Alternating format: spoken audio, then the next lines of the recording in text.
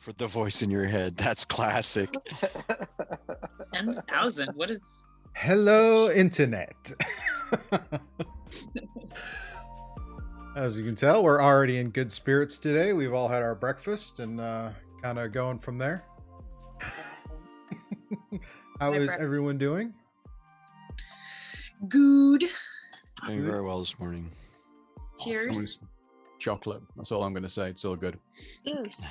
I just got regular coffee. I haven't gone into all the holiday drinks yet. I got my first peppermint mocha from Starbucks the other day, and it was quite satisfying. I'm glad. It was so cold outside. It was like 60 degrees. Yeah, really. I went for a run in 1 degree the other day. It's too cold. Yeah, but you know that was voluntary. That's your own damn fault. That was stupid. Yeah, like doesn't that burn the lungs a little? Burns everything. It's so cold.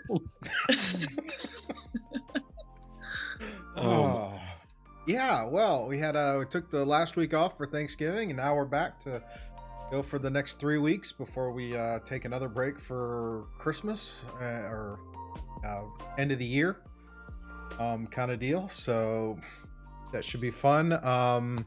Real quick, shout outs for Syrinscape and D&D Beyond for the tools and resources that we use while we're doing this. Current music right now is actually not Syrinscape. It is Stream Beats, a very lo-fi Christmas from Harris Heller. You can find that on Spotify, Apple Music, all of the various places. It's great DRM free music that you can use for streams and videos. So Stream Beats, go check it out. We'll flip over for our dungeon music. So now it's the Syrinscape stuff. Check out Syrinscape.com for all the various sound sets for all the various adventures, whether it be sci-fi, fantasy, regular board games, or just ambient music to stimulate being in a tavern. Who knows? Don't have much else on as far as announcements and chitty chat things. But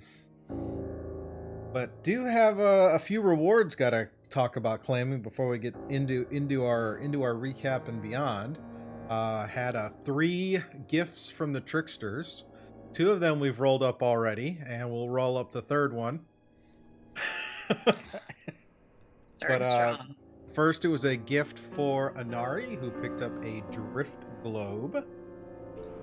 For curious what that is it a small sphere of thick glass, weighs 1 pound. If you are within 60 feet of it, you can speak the command word and cause it to emit the light or daylight spell. Once used, the daylight effect can't be used again until the next dawn. You can speak another command word as an action and make the illuminated globe rise into the air and float no more than 5 feet off the ground. The globe hovers in this way until you or another creature grasps it. If you move more than 60 feet from the hovering globe, it follows you until it is within 60 feet of you. It takes the shortest route to do so. So, prevented from moving, the globe sinks gently to the ground and becomes inactive, and the light winks out. That is a gift for Anari. And another gift from the Tricksters was for Obsidian. He was gifted a Cloak of the Manta Ray. While wearing this cloak with its hood up, you can breathe underwater. You have a swimming speed of 60 feet. Pulling the hood up or down requires an action. Cool. Very nice. And our 3rd gift from the Tricksters is for Anari. So Anari, go ahead and roll that D100 and let's see what happens. That will be a 94. 94. Ooh, that number sounds familiar.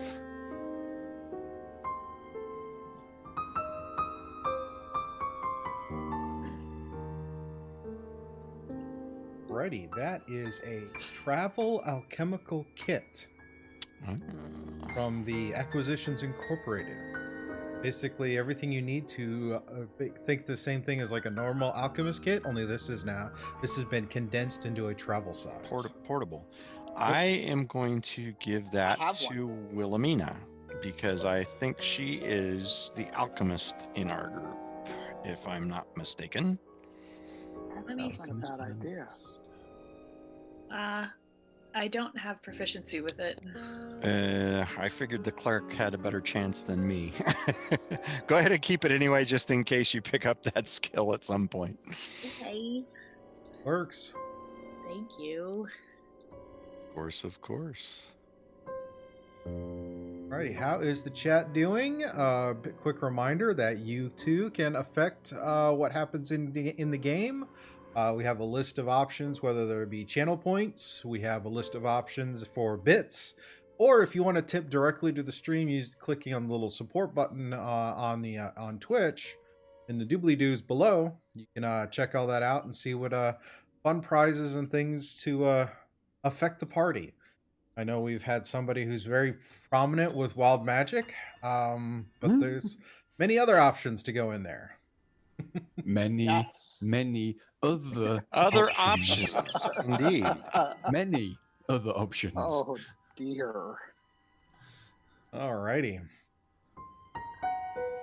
Well, do you want to do the last one before we get going? Oh yeah, we'll do it. Thank you for the bits, John. Thank you. Indeed. Can you feel the love this morning?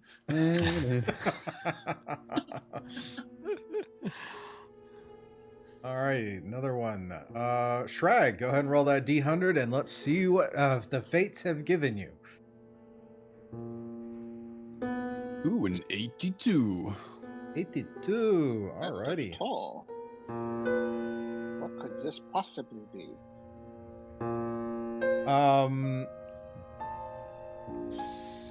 Sekaholian, Sekolaahian, worshipping statuette.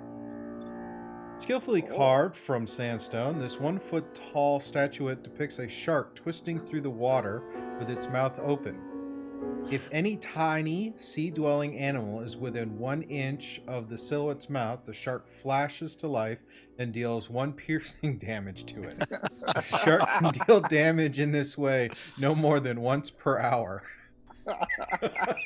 Well, that won't be terribly useful for you. It's as big as I am almost.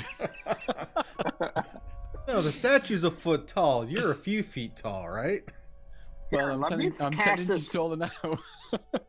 Let me cast this fireball that does 400 points of damage. Here, you go do your 1 point and help me out. Providing it's a got 1 tiny hit point sea-dwelling left. creature that's near it. Within an inch. Yeah, that's hilarious. Well, you never know, I might just go sit by the side of the water when we find out. I'll just sit there and I'll just put the shark in the water and I'll just sit there and pretend to be fishing. I hope you don't have a fish tank. Oh. Let's see. So we don't want to roll any more 82s. Oh, that's hilarious. The weirdest item ever. We could sell it to somebody. And That's the beauty of this, because it's just the wondrous items, no attunement, and either common or uncommon, and we just see what happens. That's hilarious. Luck of the dice, and your dice were not lucky. It's all good, fine. But you can probably sell it in the market. Yeah, we'll get you to con them into it's like some kind of really important religious icon, and like sell it. Oh, there you go. The persuasion check, yeah. I mean, is it basically just a really expensive lure?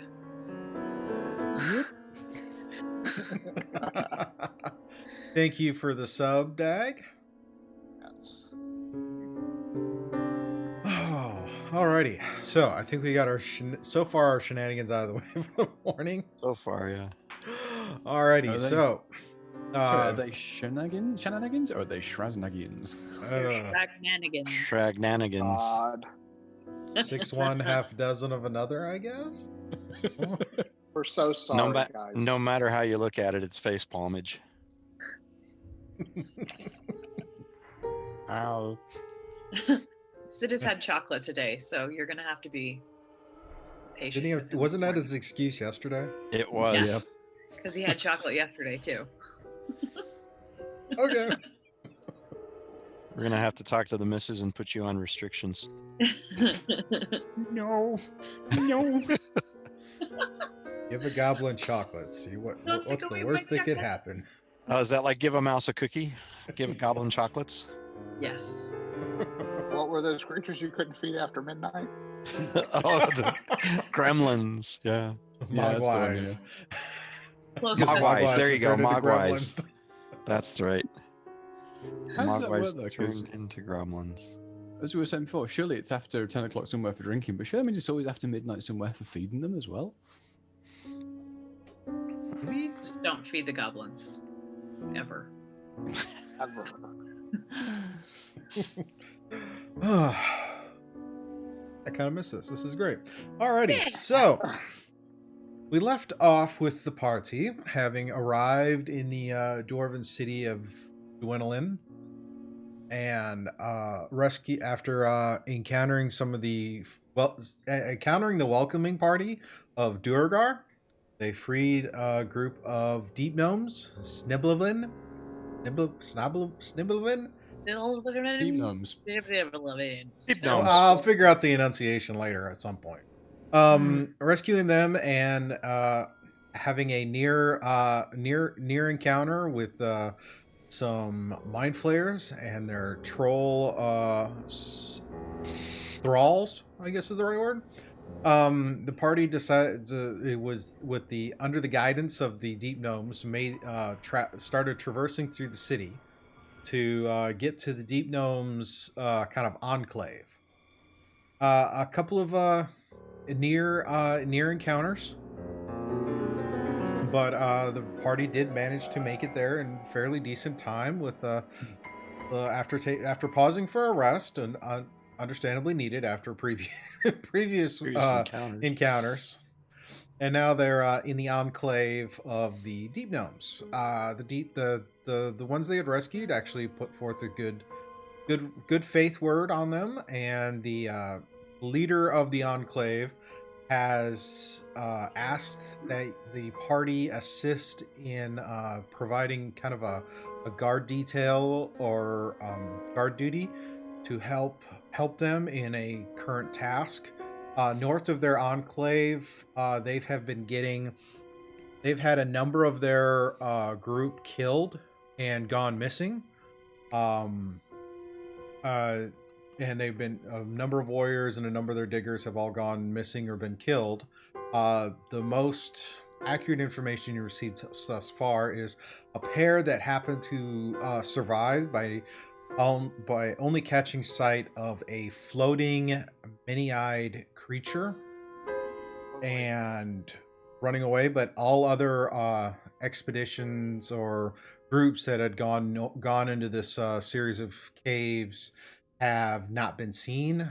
There's been no sign of bodies, no sign of equipment, and they just vanished. They are convinced it is a beholder of some type. Are we? And they would like your help in protecting them as they work on securing the area by collapsing some of the unnecessary tunnels to make it a little harder for anything to creep up behind them if they are further along. They let you know that it's going to take a bit of work to do this. There are a number of tunnels to collapse, and it's going to take them roughly a day to collapse each tunnel. So you're looking at round about 10 days, give or take, if everything goes well, of guard duty. And as a reward, the leader of the enclave is willing to give you 500 gold worth of gems that they have mined from the surrounding area, and provide you with some more information on where another piece of the Shards of Day is at. And just for clarification, I had understood that Irazangle had it, so he knows where it is. He's not in possession of it. As you're not sure either way, but he will provide more information about that next piece upon completion. Upon completion of the task. Got it. Okay. Good to know. With that, So are we still with him? You're kind of in the enclave, kind of searching it about. There was a couple of conversations with some, I believe Wilhelmina was chatting with somebody about crafting and whatnot, and you guys were all kind of looking about. At some point, it's moving into the northern section of the enclave, getting ready with them to start kind of as they're preparing for the first jaunt to try and collapse some tunnels. They let you know that the plan is to work south north and to collapse the tunnels sequentially east west, working up to the last ones. Okay. So I'd like to find. Oh God, what's his name again? Scroll. I'd like to find Erzongel. Okay. And ask him a question. So I've been thinking, and would he still want to see the tunnels collapsed if we were able to take care of all of the threats in that area? He's going to feel that it's probably a good idea that they be collapsed again, just to prevent. Instead of having like multiple avenues where something could sneak up, kind of limiting it to just one avenue of approach. Okay. Well, I'm good with that. Just wanted to make sure. Mm-hmm. All right. So we are in for 10 days of guard duty. Guard duty. Give or take, yeah. All right. All right, let's rock and roll. Let's start her out. Okay. Hopefully this doesn't take us 10 full sessions. No. Not the plan as I have it right now.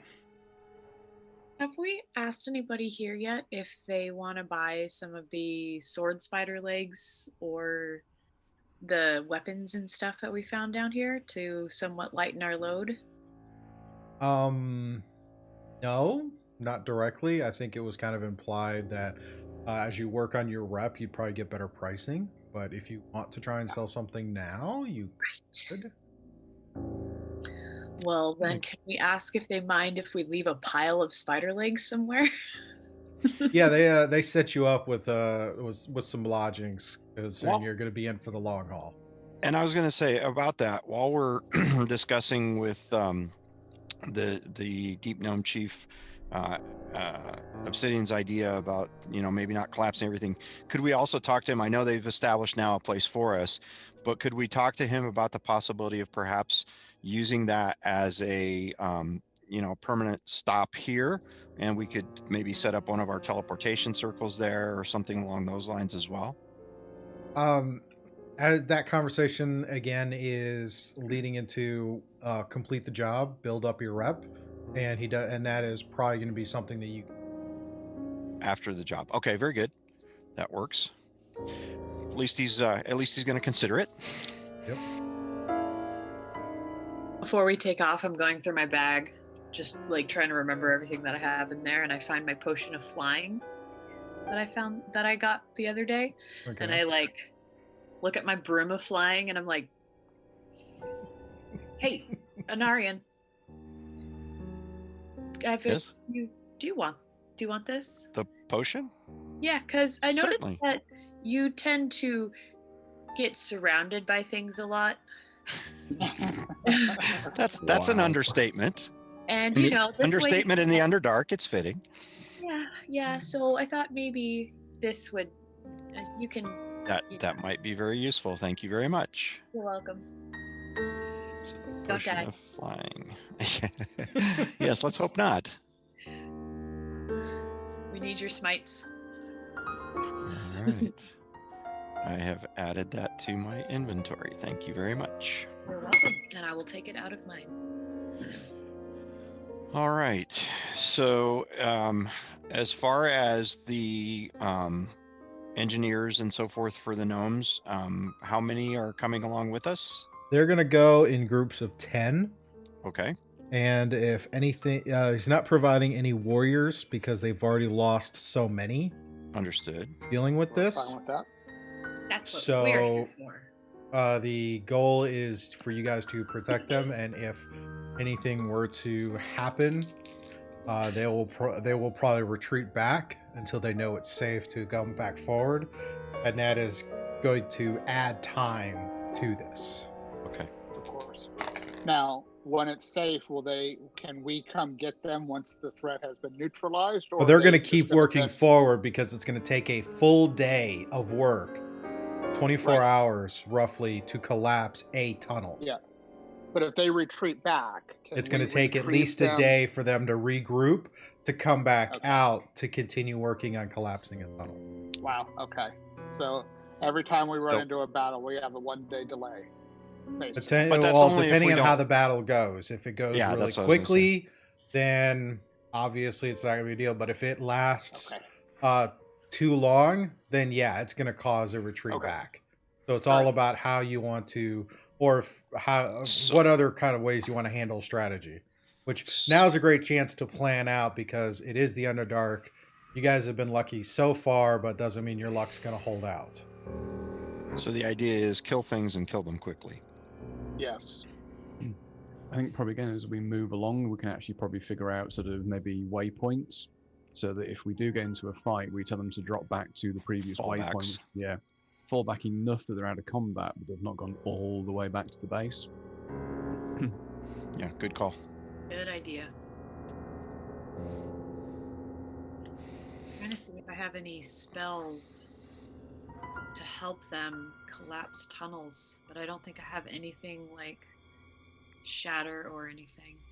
Well, they're You're quite probably- proficient in mining and whatnot, so there isn't a whole lot for needing to help them, but it is a good thing to think about. Right, and you're probably going to want to save those for the combat anyway, instead of wasting them on helping the miners. Yeah. Especially because they are quite capable. Indeed, indeed. Just slightly out of game here, a bit meta, but I'm trying to remember what I've read about deep gnomes before. Don't they have the ability to actually like almost like put their hands into the rock and sort of like pull it out? And they're really, really good with stuff like that.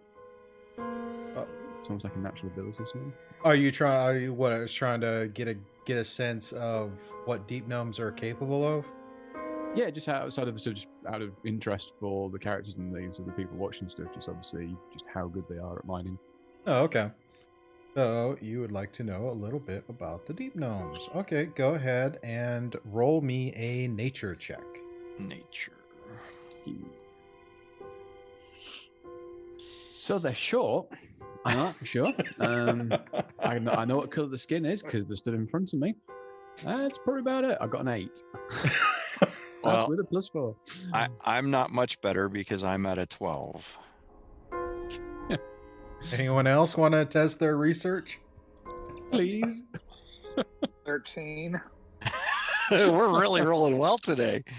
I'd 17. rather have the Hey, battle there it is. here than later when we see a beholder. In combat, yeah, no doubt.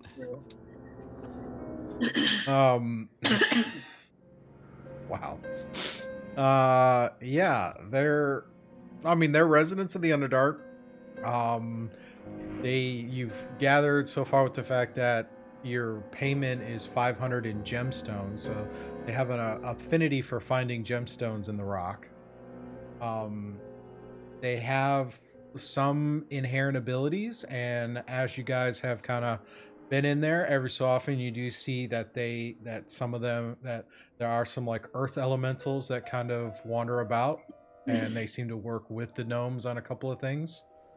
So there's some affinity for dealing with this with their pickaxes and whatnot, but they are a bit skittish because again, as you've heard, quite a number of them have been killed and have vanished, presumed killed and vanished. So That would make me skittish too.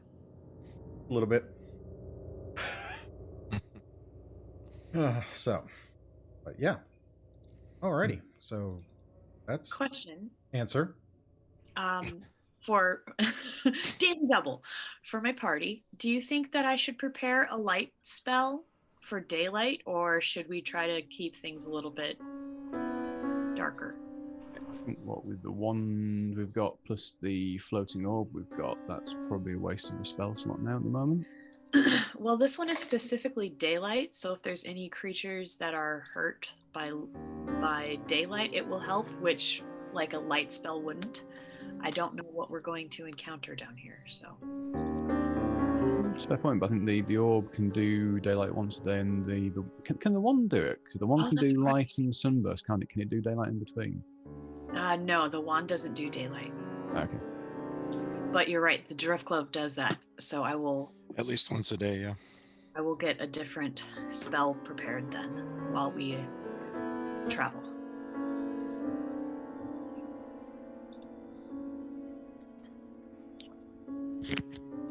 All right. So, shall we set up our normal marching order? Yep. Yep, we were going to have the deep gnomes probably travel in the middle of us alongside myself. Probably a good plan. Okay. Should I see what friends I can pull out of my bag of tricks today? Do it. I'm not biased. Right. He's got the saddle ready to go, I'm sure. So he's already sat there with the saddle, so they're looking at it going, yeah, come on, waiting. Is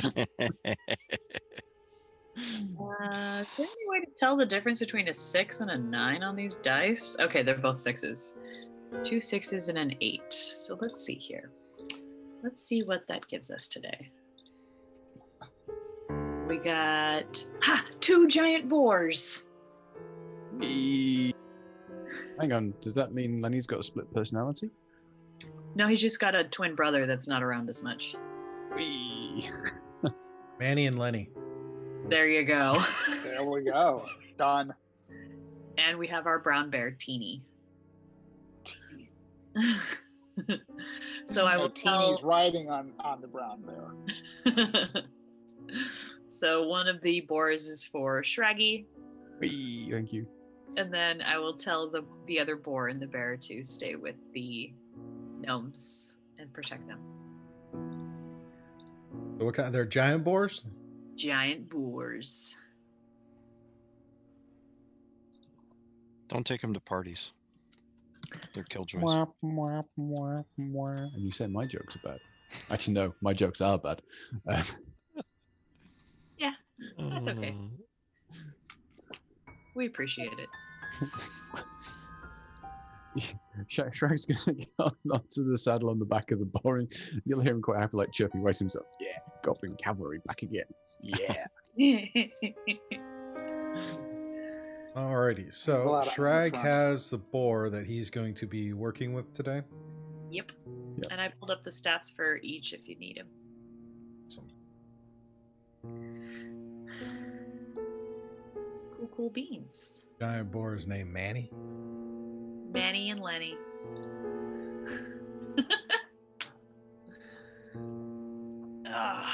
He's under the control of Shragnast. Yay. What could go wrong? A great many things, but that's okay. We ask that question way too often. Thing is, we keep getting an answer as well. Hear that? Is that the worst part? Is the fact you keep getting an answer? Yeah, we keep finding out. We keep finding out. There you go. That's a better way to put it. We keep finding out. Alrighty. So, just so we can fill in on what we're seeing.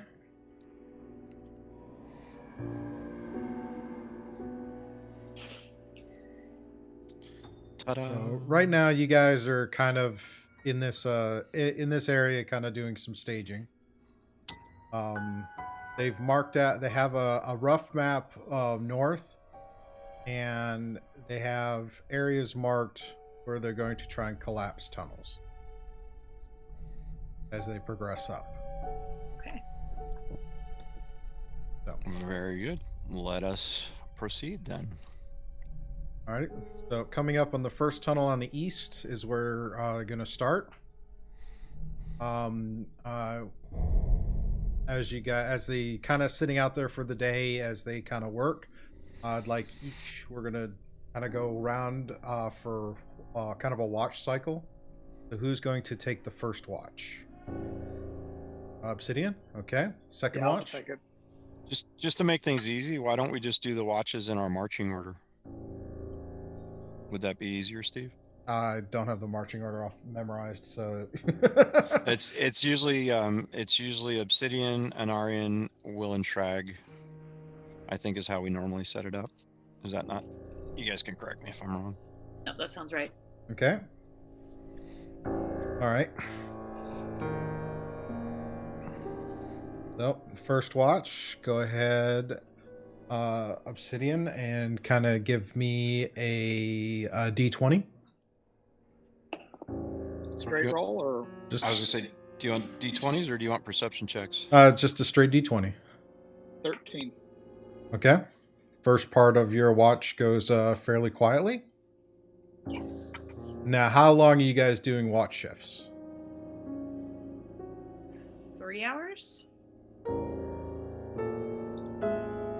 Yeah, I mean, how long are they going to work per day? They're probably gonna between the 10 of them, they're gonna work in 2 shifts to try and get the full day to shut it down. 24. So that would be good. 3, 6, 9, 12, and then 12 again. So that's 2 watches is 24 hours. So 3-hour shifts. Okay. Yep, that works. Alrighty. So your shift is fairly quiet. Anari, go ahead and roll a d20 for your shift. 14. Again, fairly quiet. Mine is also 14. Wow. You guys feeling pretty confident about all this. Trag? I got 17. Better. That's nice and quiet. The first half of it goes. You guys all catching your breaks when you can. They're working. You're hearing the rocks fall as a part of it is coming in. So one more round. Obsidian, you're up. 5.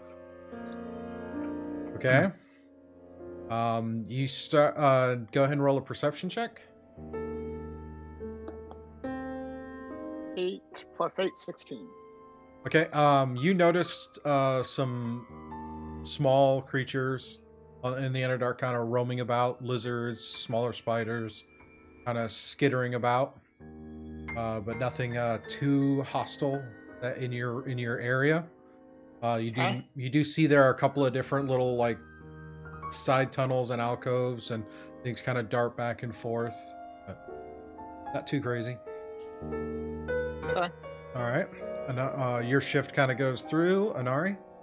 11. All right. It seems to be fairly quiet for you. Next up, Will. 6. Go and roll a perception check. 9. Is that with advantage? Front row. No. You have I the do Sentinel have Shield, right? Yep. What is that? That's 14. Okay. Again, some small creatures are kind of darting about. You hear some echoing through the cavern up ahead of sounds like it might be something larger. But but it's not close enough to be of any immediate concern. I notify my fellow watch people. Okay. That way. Big thing. All right, Shrag. I rolled a 5 on my d20. I then rolled a 9 on my perception check. Okay.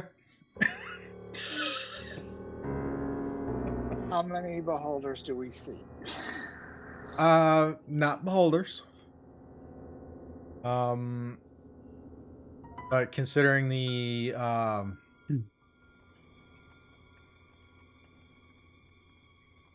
Illithids? Not sure that would be better. It's not. Definitely not. One disintegrates you, one eats your brain. that'd be a little disconcerting. Yeah, either Exactly. not good. So they might go a little hungry in a couple cases. Hey. Wow. Just saying. Next time you're surrounded, don't look Just- back for help. I'm just saying Anarian's intelligence is not his strongest suit. Oh, you were talking about yourself. I was. And there were you guys assuming he was talking about you. Huh. I had you back in there, and I didn't think that. Thank you, Because you Shrag. share the same brain. Yeah, I mean, the fact that I carry is, I mean, hey. You have to share an intelligence score.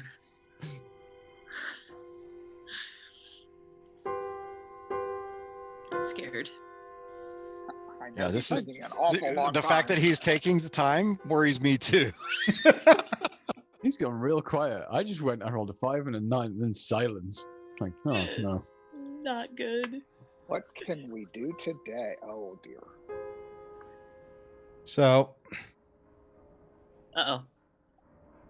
We've got a battle map, people. yes, we do. Shrag, as you kind of look about, you think you see some movement, as what appears to be a pair of giant spiders seem to come crawling around down the wall and around the path ahead of you. Behind you is where all the workers are at, so you're kind of keeping that look to the north. They're close enough that everyone else's passive kind of registers that there's something a little too close for comfort. And it isn't until they kind of get up and be like, something's out there, that you go, oh, yeah, I see something. Yeah, what you guys actually notice is that Shrag sat there meant to be on watch, and what he's actually doing is he's found like a lizard, and he's trying to climb up the wall, and he's actually using mold earth. He's making like a little climbing frame for the lizard as it's going up the wall, and he keeps on moving it up as it goes. Shaggy! Find it.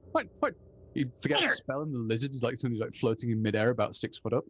I take the flat blade of my sword and I smack him upside the back with it and go, pay attention. Wait, lizard. Wow. Oh, look. It's spiders. Those. Lizard. Spiders. Lizards are way more fun. Yeah. Big old spiders. Big ol'. Are these sword spiders again? Go ahead and roll a nature check. Okay. Yeah. That's a 4. Hey, you They're beat me big by one. spiders. They're Really big. I big got a 4 too. spiders. They are large. That is all I know. This is gonna be a day. No, I think I'm switching dice. So, That one's failed. how far? About, you said about 50 to 60 feet, or did I misunderstood that? And about 40 feet from Shrag, as he's sitting there on watch. Okay. And you said our passives do pick it up? Yes, they're close enough. Your passives do pick it up because they're actually close enough they can actually see Shrag. Okay. Is that enough notice for me to be able to ready an action with my bow? Or to engage? I'd rather engage, but if not, at least ready. Yeah, because they haven't made a motion. They kind of sitting there, they kind of crawled down, and they're kind of there, and they're kind of watching. Right now, it's like they're trying to decide: is this goblin tasty with ketchup? Got it. So what I'm gonna do is I'm gonna look to the rest of the party and say, I think maybe we should collect some more spider legs, and then I'll go ahead and engage and fire twice with my longbow. And while he's doing that, I want to move up some feet to close the distance. Alrighty. So yeah, we're gonna do that.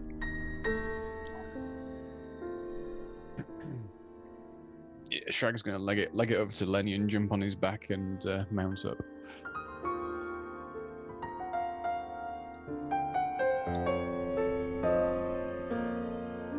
Trying to stay with Obsidian so he can get his sneaky attacks.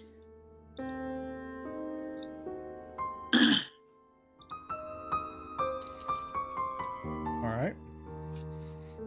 Let's go ahead and give me an initiative. Absolutely.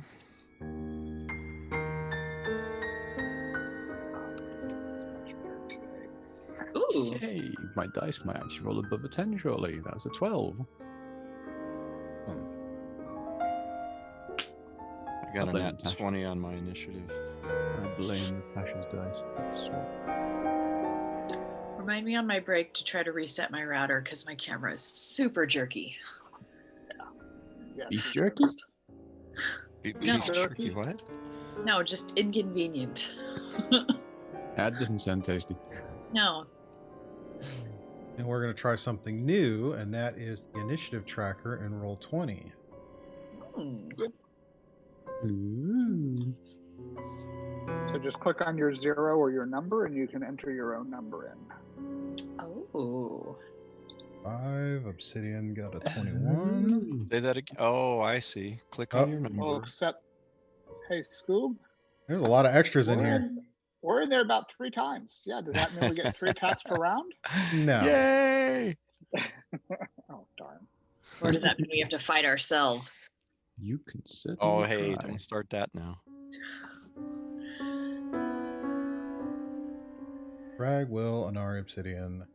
There. Okay.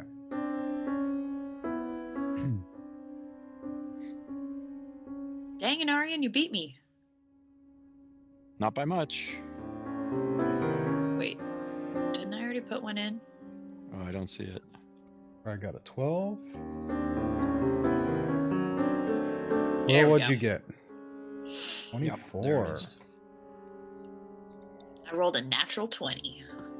Nice. Terrible time Yeah. to roll a natural 20. So did I, but yeah, I'll take it whenever I can get it. Right?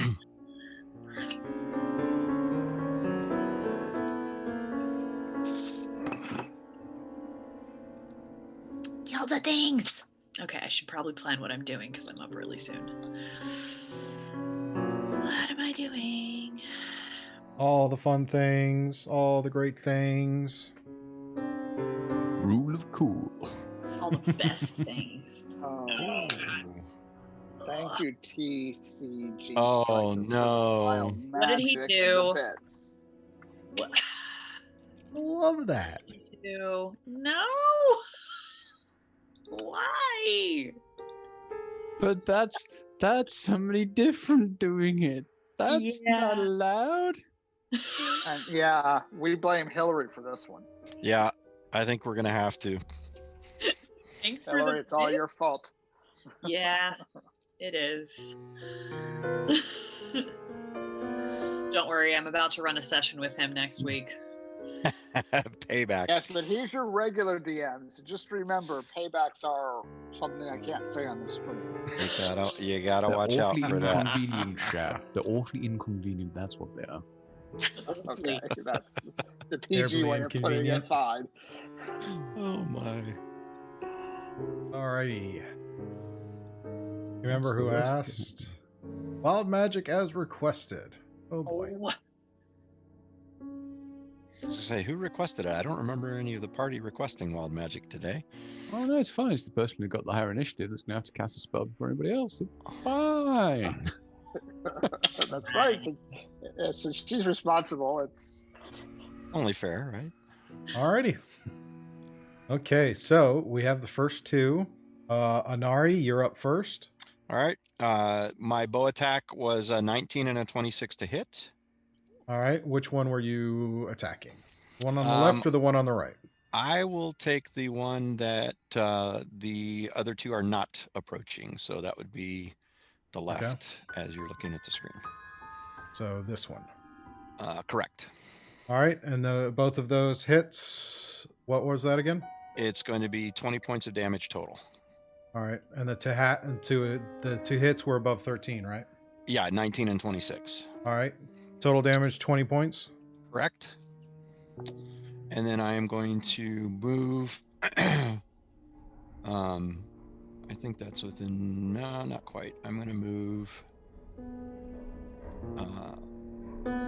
to get closer within melee range.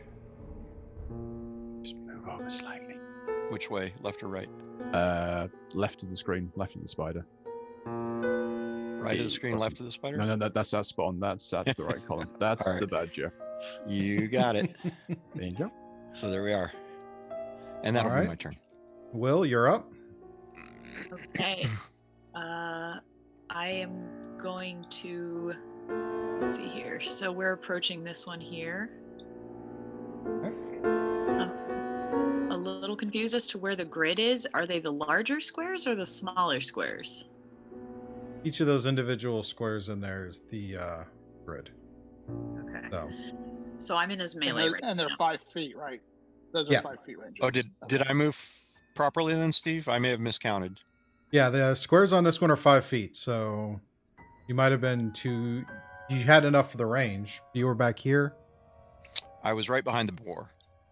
So that's 5, 10, 15, 20, 25. So I actually could go up one more square.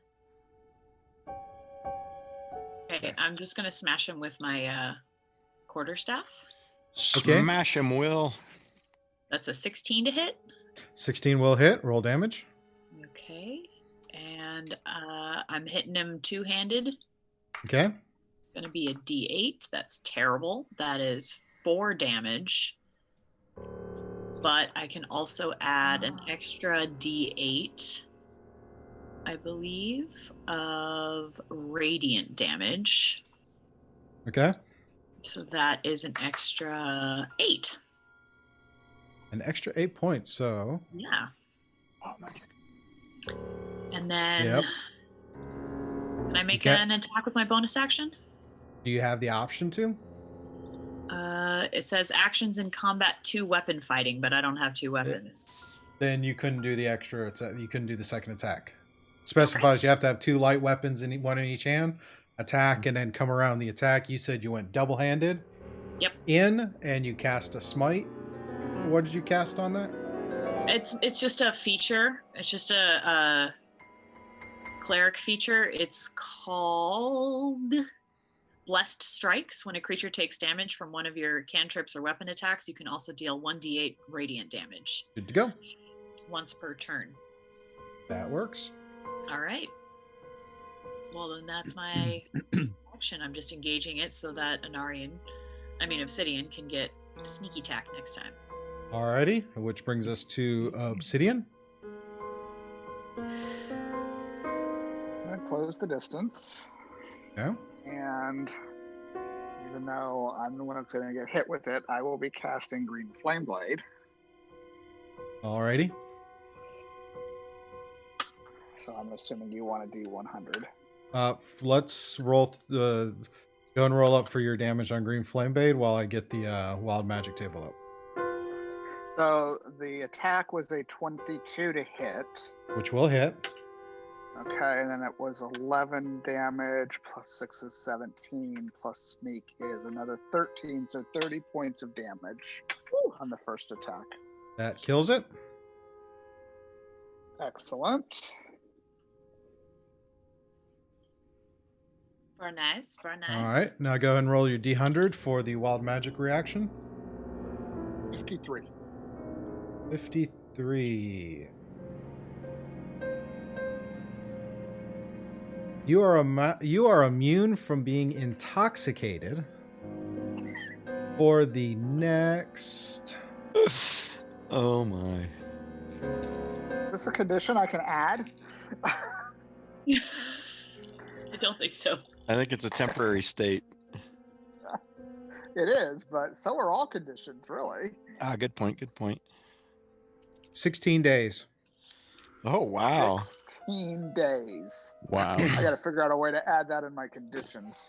You're immune you to gonna do? being intoxicated by alcohol for the next 5d6 days. Put it in Okay. your That's shed. interesting. Time to start scamming people. You need to find some bars and get some drinking competitions going and charge people money for it. Oh, doubt. Yeah, You that's put in would be happy to have a drinking contest with you. yeah, except we're in the middle of nowhere for the next at least 10 days. 10 days. bottles. So you'll have 6 days left. We're Oh, that's stuck down too here funny. in hell. All The right, Seville so- of Lebanon, I'm sure, have alcohol. They're dwarves. I mean, gnomes. Gnomes. To be fair, the way you just said that name there, it sounded like you're already intoxicated. I feel like it every time I try to pronounce it. So So I'm going to then use more movement to close the distance, and then I can still use my bonus action attack, correct? She may. So that was a 17 plus 7, 24 for 2 whole points of piercing damage. Alrighty. 30 2 on one, points 2 of on piercing another damage. You scraped it. Gave it a paper I cut. did. Basically. Paper cut. Hey, paper cuts can be the worst. Especially if you Oh, get I like that. in your fingers. Greater alcohol resistance. Love that. Funny. That is really funny. And turn, obviously, in case that Of course. a parrot.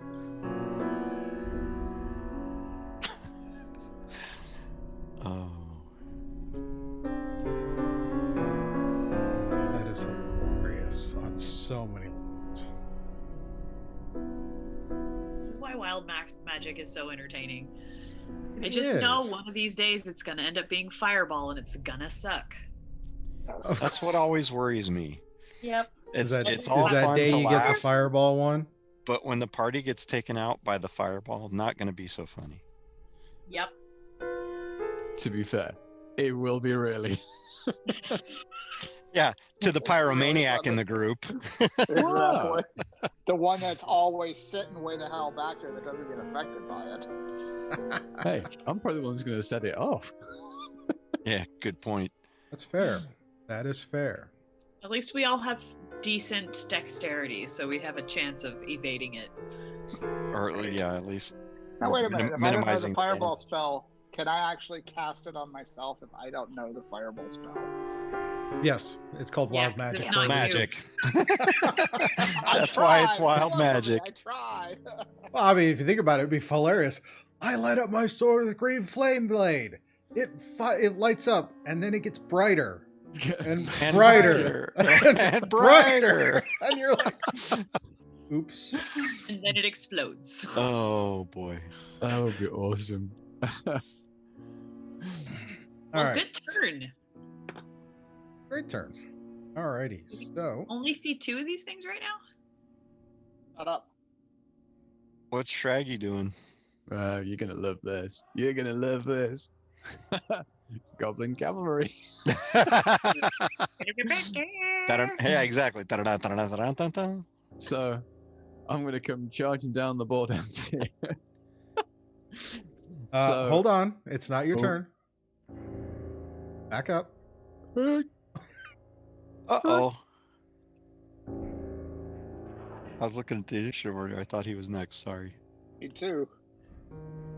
Which now has me really worried because we can see 2 things that are lower, and now it's like there's something else.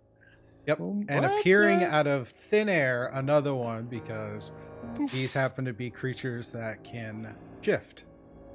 Oh. Ooh. Shifty With the- spiders. Face Spiders. spiders. Yeah, not that we Shifted and necessarily know that. appeared right behind Obsidian. Oops. No fair. Very fair. Turn to run over to Obsidian, and all of a sudden, poof! Giant spider right in front of me. Let's hope they don't get a sneak attack. Yeah, right? So it will make an attack on Obsidian. Obsidian's like, oh, that's what it feels like. That is I a like that. dirty 20 to hit. That will hit me. Ouch. Need you to make a Constitution saving throw. Ruh-roh. Is it beer bite? Because if Now, it is, am I within Anarian's range? Just on the outside of it. Outside or just in? Just outside. Dang it. I got an 18 without it. Oh, that's good. yeah, I'll give you Obsidian is not 5 foot wide. All right, so. Alrighty, so it's 8 points of piercing damage. And you made the con save. So you will take half damage for the poison.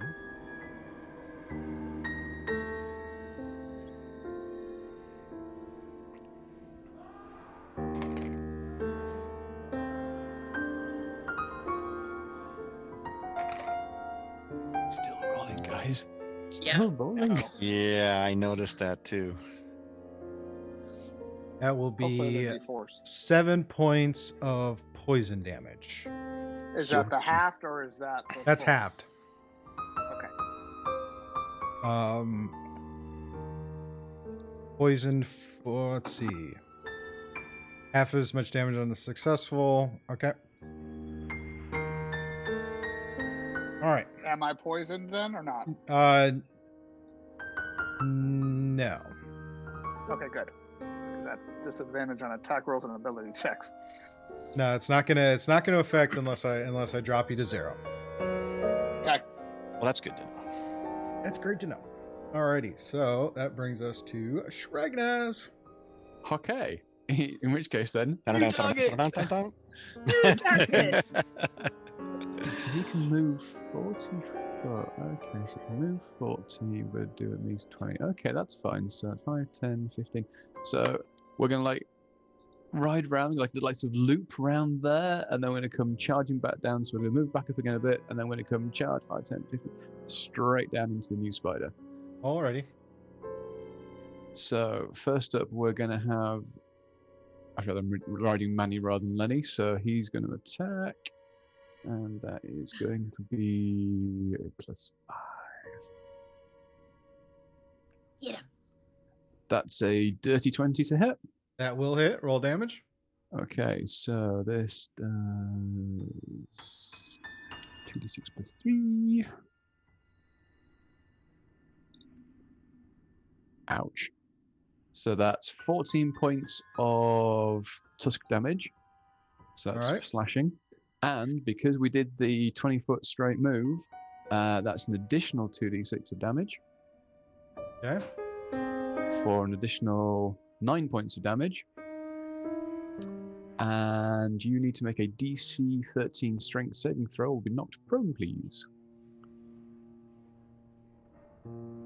Alright. What DC what again? 13. 13. What's the stat? Strength. Makes the save. Cool. Okay, you are still up.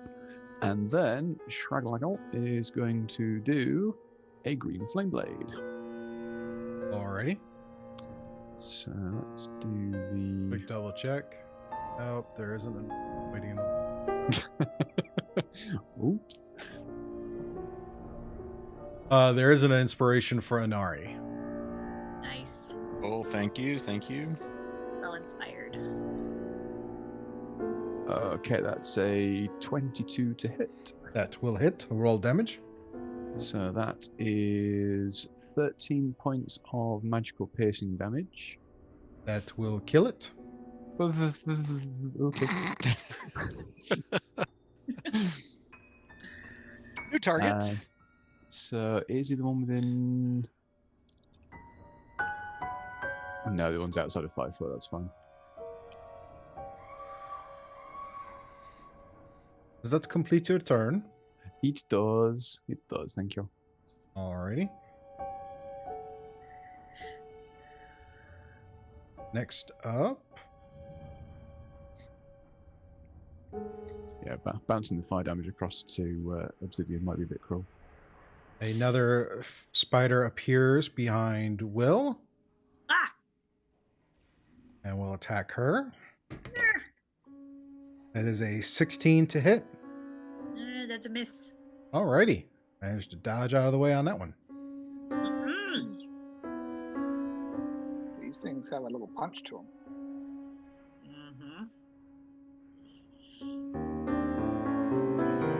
We have one that appears behind Inari.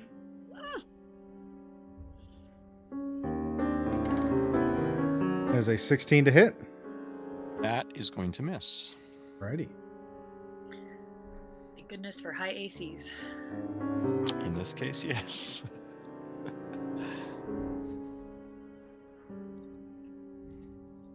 And one that appears behind Shrag and the boar. And will attack the boar.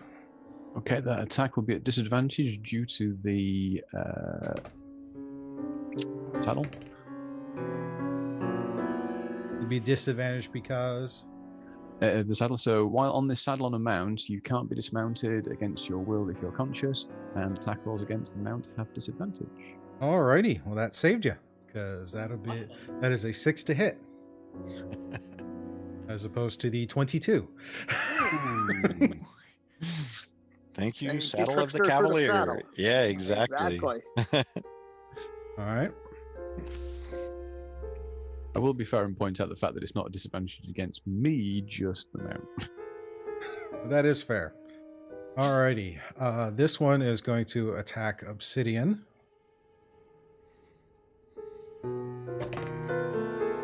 That is a 23 to hit. That will hit, and I will be using Uncanny Dodge on this attack to half damage.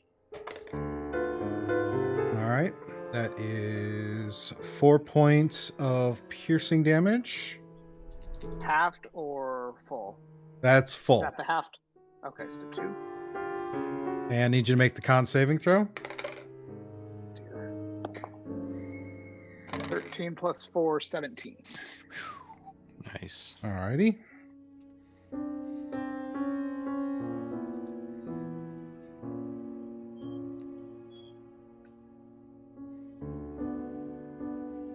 All right. 11 points of poison damage. Which And that is does the not halved get halved number. either. Oh, it does get halved as well? Oh no, it's because you made the save, the poison damage is half. Ah. So Got it. half So is it's 5. half is 11. Oh, Oh, wow. half is 11. That's Yeah, more. Steve already halved it. Interesting. Ouch. That's nasty. Ouch. Very. And then as its bonus action, it's going to phase. Wah, wah.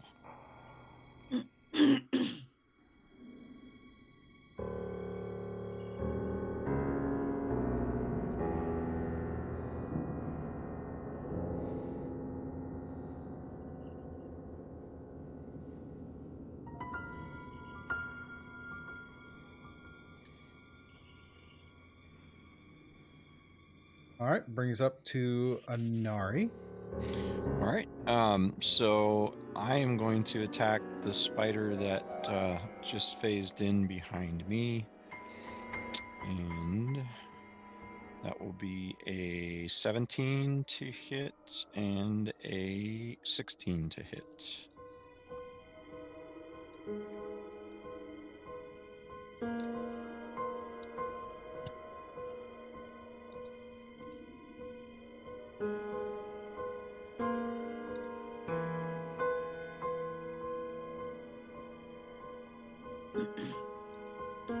Okay. 17 to hit and 16 to hit. Yep. You said both will hit. Roll damage. That's going to be 30 points total damage. Woo. Magical piercing. Alrighty. Still standing. All right. And actually, I want to double check something real quick. Is it action? No, that's not the one.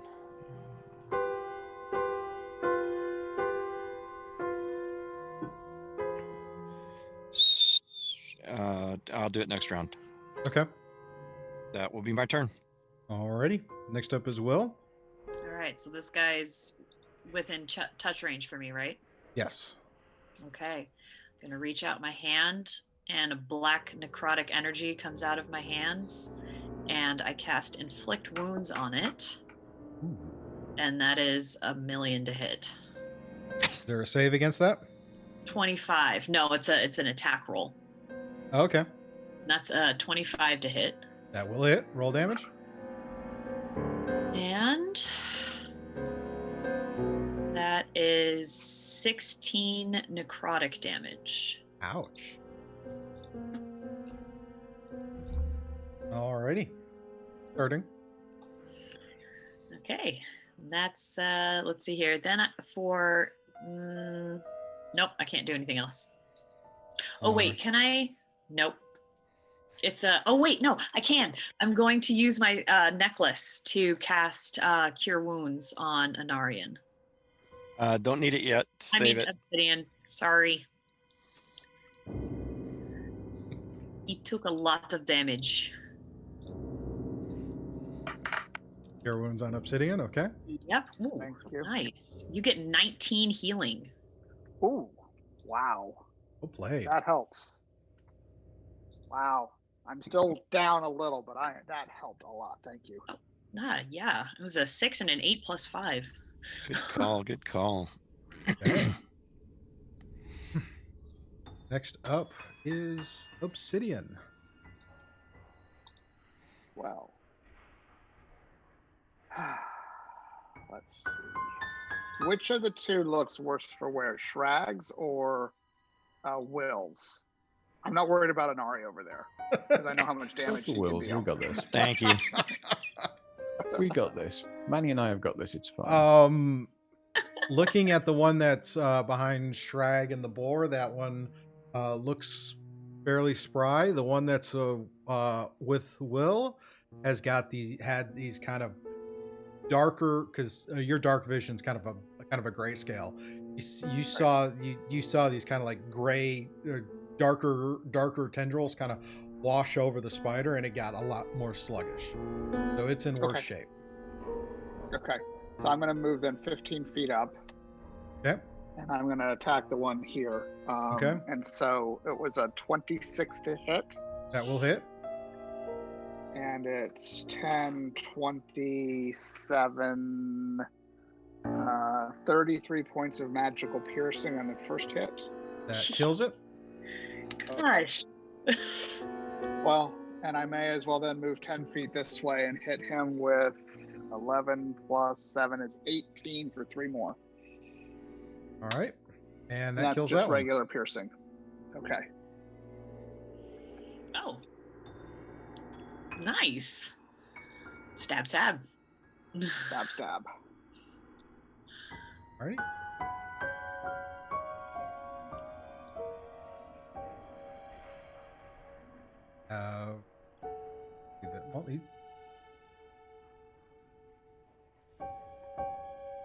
Shrag. Get him, Shraggy. Shrag, you're up. So I'm actually out of combat there. So again, we can do the whole like sort of turn the ball around, do the circle out, and come flying back around again.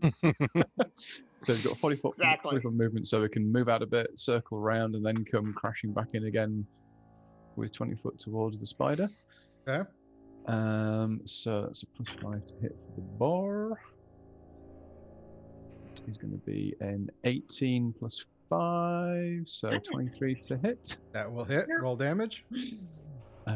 So that's initially 26 plus 3.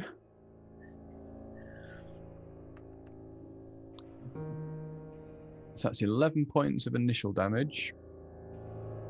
All right.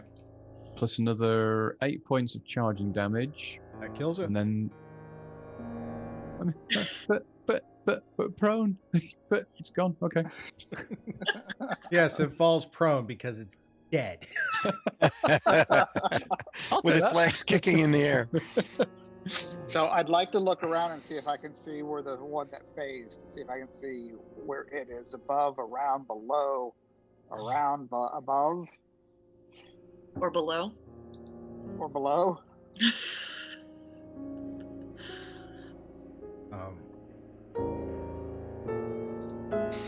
It actually phases. Yeah, as you kind of look about, and when you do your final turn, you see it phases in right at you and attacks you. Bring it. And fails. Excellent. Inari, you're up. Action. All right. Well, I think I can move probably right next to the one that just phased in, staying close to Obsidian so that he will get his sneaks. And I have 2 attacks. The first was a 27. The second was a 26. Both hit. Roll damage. And it's going to be 26 magical piercing damage total. And that kills it. Balls.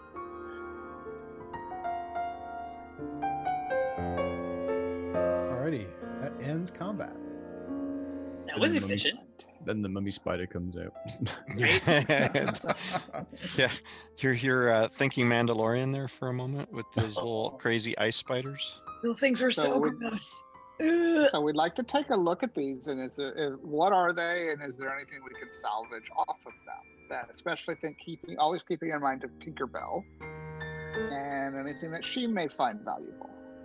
All right, go ahead and roll a nature check. Everyone who wants to try and figure out what these creatures are now. 17 plus 1 is natural 18. 20. All right, 18 for Obsidian. It was nature. I don't know squat Yes. compared to him. I know it's a big spider. That's all I know about these. It's a big spider that tends to phase in and out of in and out of sight. Mine I was don't a like it. 16. Okay. Trag, what'd you get? So I rolled a nat 20, which is for a total of 24. Jeez. Yep. These are phase spiders.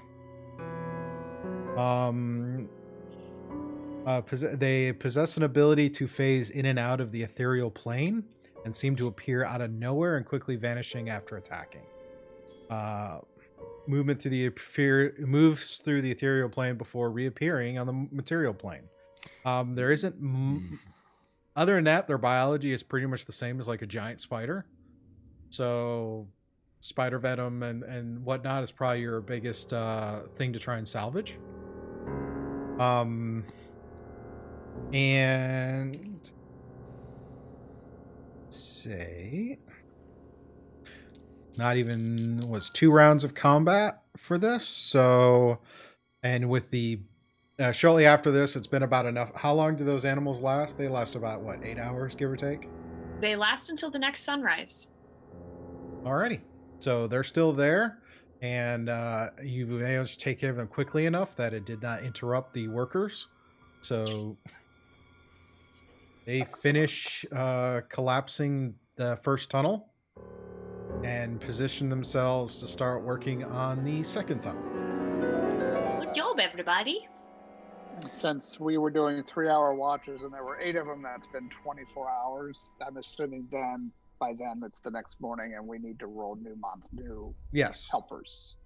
Short little break before they get started as they reposition.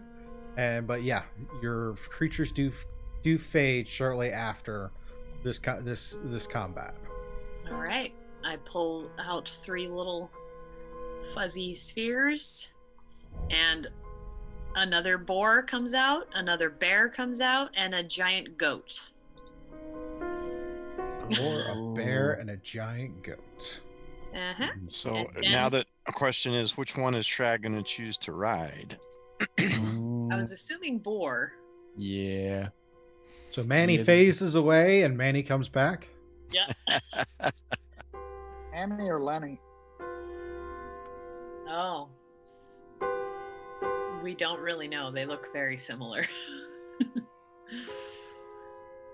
And again, I'll tell the bear and the goat to go take care of the gnomes. Yeah, the goat's cool, but it's not as cool as a giant ball. This is true. And you can have to thank that the face spider encounter was the extra encounter added because the HP bar was knocked down to 0 and back up. Oh. I see. Love So it. it was an extra encounter that was thrown into the mix. Very nice. Very Excellent. nice. Nice. So yeah, Cheers, anytime there's a Simon. follow, a sub, a raid, or host, that will work on the HP bar, and every time we knock the HP bar down, it adds another encounter to the mix. Nice. Oh, Larry? That's, Which one was Larry? Larry was the ball. Larry is the goat. Larry's Oh. the goat. Good job, chat, remembering these things that I don't remember. we need to start taking better notes. Right? Yeah, need to start getting that world anvil. Hopefully, we'll get that at the start of the year for being able to start adding these things. Awesome. We'll have a couple weeks off. Maybe we can get a chance to work on it some. Yes, so that would be great. And it's 11:30, so we're going to take our quick little intermission break. Get up, stretch, bio break, grab more coffee, because obviously Marquesian mud is a requirement these days for some reason. I want the Battle Master this morning. All right. Well, you're going for the Battle Master. I'm going to go for Gutbuster, some Marquesian mud, and some of the other stuff. Over at the Bloated Cup, we'll have a drink. We'll come back, and we're going to carry on with the adventure. So thanks so much for hanging out so far, and we will see you in a few minutes. Bye-bye. Yeah. Yeah, Because because of your watch shifts, there's between time our for you to have a long rotations. rest throughout that period of shutting down the tunnel. It's just not all together, but in shifts, y'all could get that. Okay. It's just the person, so. And I was going to say, and the elves only need 4 hours anyway. Yeah, that's true. Elves. Alrighty, and we're back. Hello. Double checking. I don't know if any questions came in while we were doing the things. One came in from somebody asking about your setup, but I don't think they actually used the word question. Oh, No, they're bummer. asking sunlight. Right there. Q at 10:59. Scoob, you rearrange your streaming room. What's the daylight shining in? Oh, okay. So to answer that, and real quick, grab, and the daylight is from this window right here. I have where I set up to do. Checked it all up. I'm probably going to change cameras over the winter break, but I rearranged the studio while we were taking the Thanksgiving week off. Decided to paint the walls and set it up. Now the way my orientation is I'm on the western side of the house. Like I'm facing west from here. I have a window that faces north, I believe. No, south. I have a southern facing window. So as the sun rises, it catches this window for the large majority of the day. So at a certain point, it's like right over the garage and shining down, and it's just like, ah. But yeah. They likes the paint. Yeah, the sun's coming in over here too. Yeah. Yeah, the paint does look good, Q. It looks so good. Yeah, thank you for that. I've managed, I said this on the podcast and say it again here. I managed to, at the suggestion of Shad, when I went to the home store to pick up paint, I had them try and match the color on my logo. So it is. We don't see it. It's way over here. We don't see it. There we go. Now we see it. Remember, for you guys on the Zoom call, I have one camera looking at me. For everyone on the internet, I have another camera looking at me. Oh. So I was showing it to them. It's like the blue on the logo is the color for that background, and then the accent wall is red cedar. Picked those up from Home Depot last week. Lots of fun. That's fun. In the words of Hillary, we like it a lot. I like it a lot. Hopefully I can get more of the back half of the room done over the break, but we'll see how that plays out. There's always more things that need to be done. Yeah, I'm thinking one of my projects for 2021 will be the shop. Actually working on that. I haven't quite figured out if I'm going to do that off camera or find a way to do it on camera and just be like, yeah, we all talk about setting up shops. We see all these guys who have these well-established shops, and I'm at the beginning of this. So maybe here's a reminder of some of us who struggle on the beginning to figure out what the hell we're doing. Yep. But yeah. I'm in a similar place with my office. It's kind of a mess right now. Aren't you glad cameras have such a narrow focus? Oh yeah, it looks great right here. You don't get to see anything else. Yeah.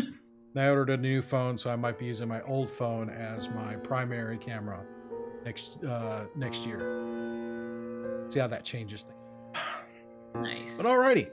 So yeah, back to it. The gnomes have collapsed the first tunnel and are setting up to start working on the second tunnel.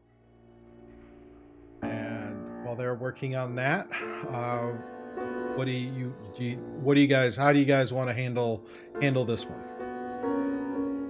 I'm thinking same. Same. But I think we maybe have a little bit more of a look into that room there because it seems to go a bit deeper than the last one. Have a little look around, see what's happening. Do a little You scout. want to do a scout obsidian on our brooms? Yeah. Oh, well, how tall are these ceilings? These are kind of the main thoroughfare. The thoroughfare that they're about to start collapsing is one of the larger ones, so it's that 20 by 20 kind of space as you kind of go through, opening up into a larger cavern with structure in it, and various rooms, just like what you kind of like saw before. Okay, sounds good. So we shall hop on the brooms. You guys hang out right here and guard the gnomes. We'll be back in a minute. We'll let you know if we need anything. We've got sending stones to talk, or you'll hear us yell. Good. Sounds good. One of the two. Alrighty. So you guys fly in. Go ahead and give me perception checks. Perception. Oops. 16. I lost an eye. 25.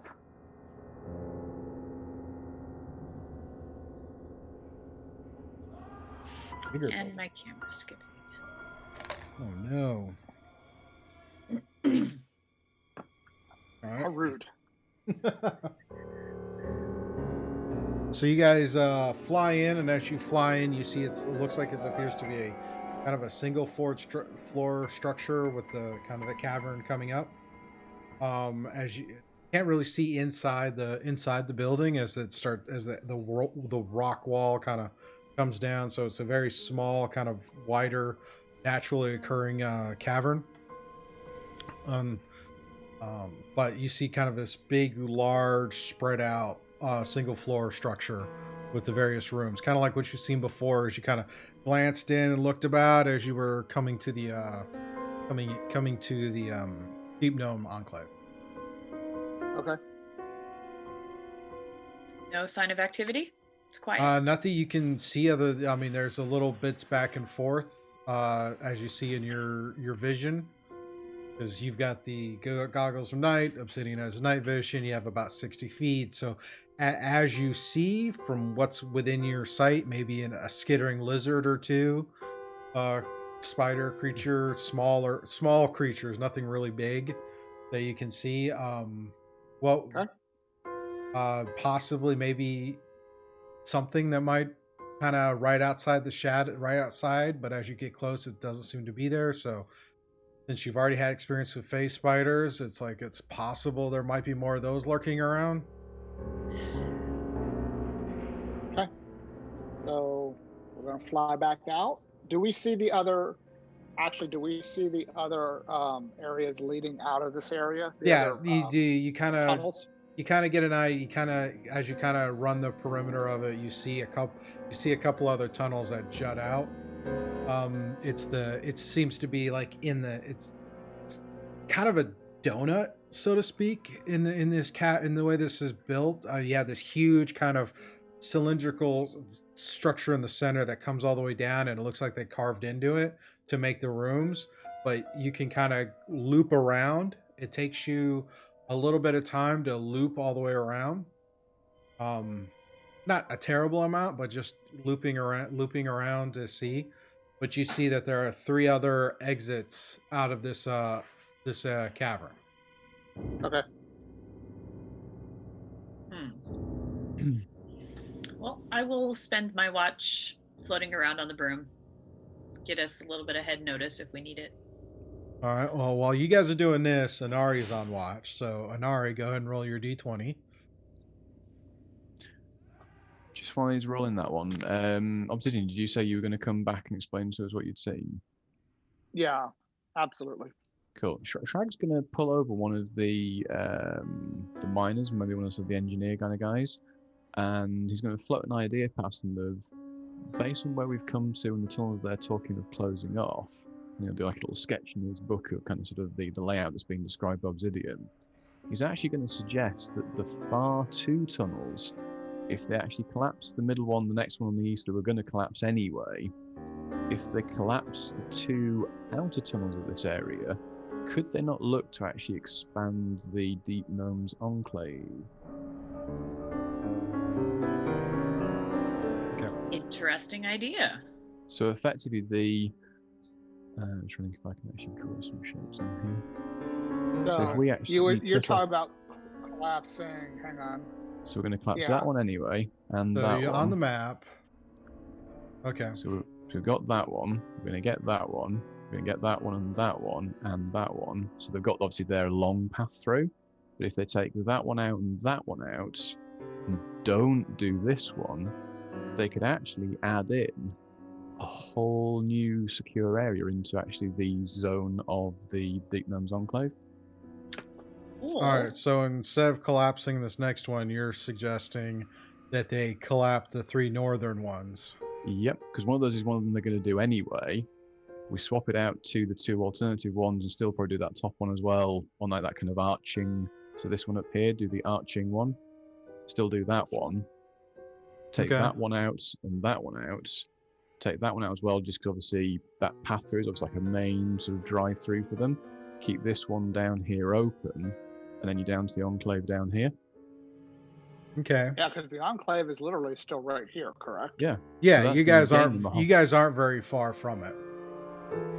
So if we then carry on with the western one, so we'd still take that one, and we've done that one. Actually, that expands their area for little to no cost. Interesting prospect. So not only do we help them do what they want to do, we actually also help them expand. Go ahead and roll a persuasion check. Uh-oh. It's a great idea. Persuade me. Do you know what? To be cool with this, I am going to click here. I'm going to click here. I am going to do... Where is it? Where's the one? That one there. Spend that one. Do you want some help? No, it's okay. I have a plan. Got it. Well, while he's thinking about it, No, just I'm going to doing- use Druidcraft to cast guidance so he can add a 1d4. No, don't worry. It's fine. Chad, don't worry. It's fine. It's a cantrip. No, don't worry. I've just done the redeem crits. I've just given myself a natural 20 on that persuasion check. Oh,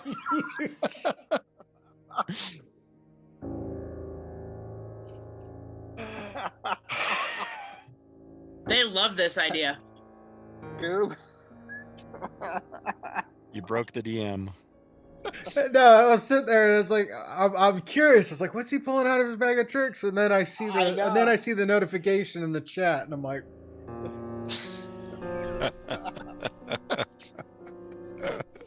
Oh, was that from the tricksters? Johnny had a plan.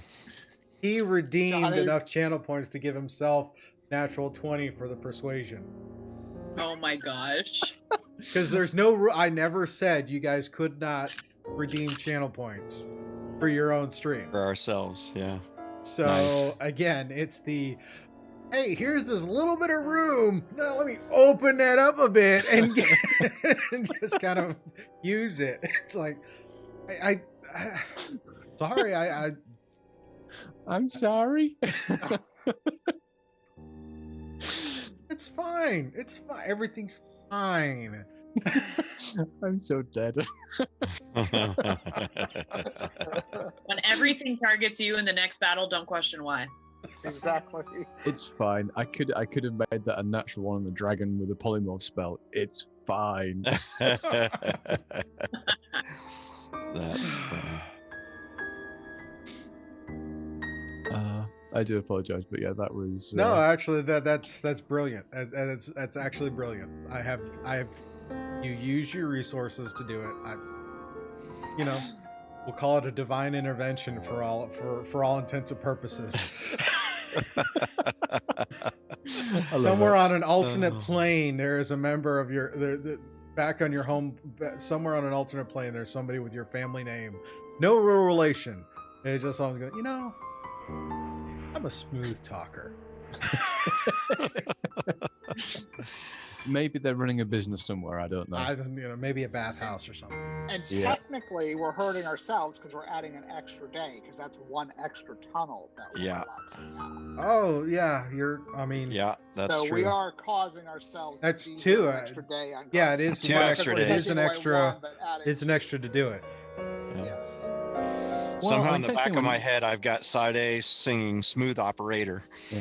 To be fair, it's only one extra day because the tunnel we're about to collapse on the east now, we won't collapse because that'll be the entrance way. Right, We're right. just That's what swapping I it from said. here to the It's far an one. extra Yeah. day. He's Yeah. saying it's one extra. Yeah. Yeah, but what we could do is if we ignore blocking this tunnel here. Quit while you're ahead, Johnny. Oh no, I'm saying we could just save a day by not collapsing that one because we collapse those two instead, so it's the net same effect. I also need to tie that map up because that looks terrible. All I right. apologize. So this one right here, you wanna still open. You want to collapse this, or you want to collapse this one, which they had planned. This one they had planned, or this one they had planned. Yep. But adding this one and this one, Yep. But So they not can- doing that one. and not But not doing doing that that one. one. Yeah. And then that opens this area up for them. Okay. That is natural 20 on the persuasion. Yeah, that they take that and go and talk to the foreman on there. Kind of like, all right, and since you guys are willing to continue to run guard duties so for them, yeah, they'll readjust their plans. So I think that just earned us a little bit of extra favor. a little bit. We'll see how well it goes. So Yeah, How I it was gonna plays say, let's out, wait and yeah, See how let's- it goes first. That's what I was about to say too. So what we should do then, so that we're not getting stuff coming in behind us, we're going to need to talk to the foreman. We need to go ahead and collapse this one and this one next, because if we don't and we continue moving up, things can slide in behind us and come from behind. all right. And that's what I was going to say. Regardless of which one they do next, there's going to be opportunity for an attack from the rear. Not if we go ahead and close off this one and this one. Right, but each of them takes a day. Yep. Yeah, well, you're gonna have to move in and So if go we through do this one, through the structure that's in the center here, Yep. and then kind of wrap around. So Yep. the way you think about it is,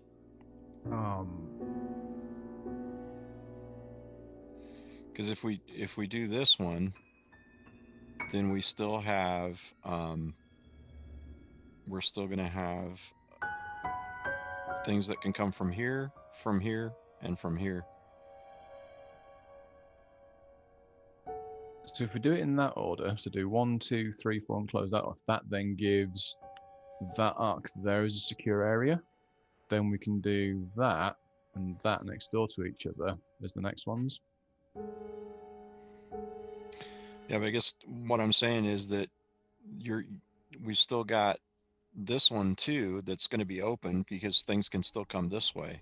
And I think whichever order we were going in, that's still going to be kind of. Yep, and that's we just got to be aware of that. That's all. Yeah. No, that's absolutely spot on. So set up our defense, kind of in that central area, I guess, Yeah. and be prepared to respond in any direction. Yeah, so we can clear the structure out, make sure it's secure. It gives us a bit of a base of operation to then, while we're in there for those days of knocking it down, there's actually a bit more of a defensible position as well. Yep. And it gives them a place to rest as well, the people that are off shift. Right. Yeah, rather than just hiding in tunnels. And again, if they need to fall back from an attack, they can fall back into the structure rather than away from the area. I like it a lot. Tactics. Does the DM think? if I'm tracking right, so you're gonna set up shop inside this structure here, and you're gonna start working on collapsing this tunnel. Yep. And then you guys are just kind of be trying to watch, running patrol basically from here, Yep. here, and here, while they're working on the tunnel. Correct. Yep. And again, if we set a watch here, That's going to cover that kind of right-hand tunnel plus stuff coming from the north. All right, so who's going to be on? So how are you going to divvy this up? Because you're talking 4. Yeah, that's what I don't think that position 4 watch. I don't think that's effective. I think Nope, we just cool. need to keep the moving patrols so that we're covering the 1, 2, and 3, and then also the tunnel we just came from. No, that's cool. That makes sense.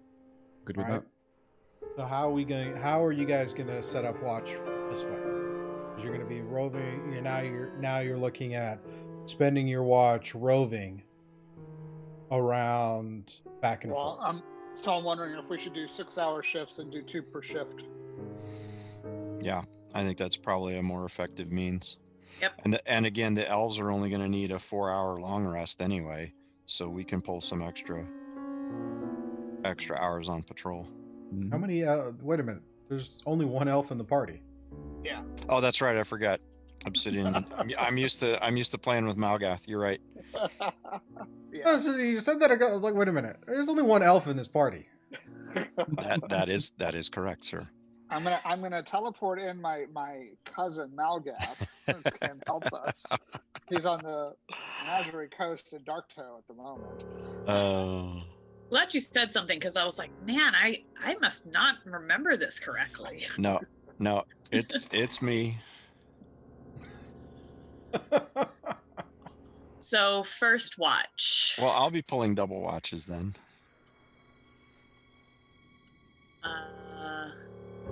Well, you're the if you're not on watch, then conceivably you would be backup. You'd be you'd be that reserve where if they hear something, you could react quicker.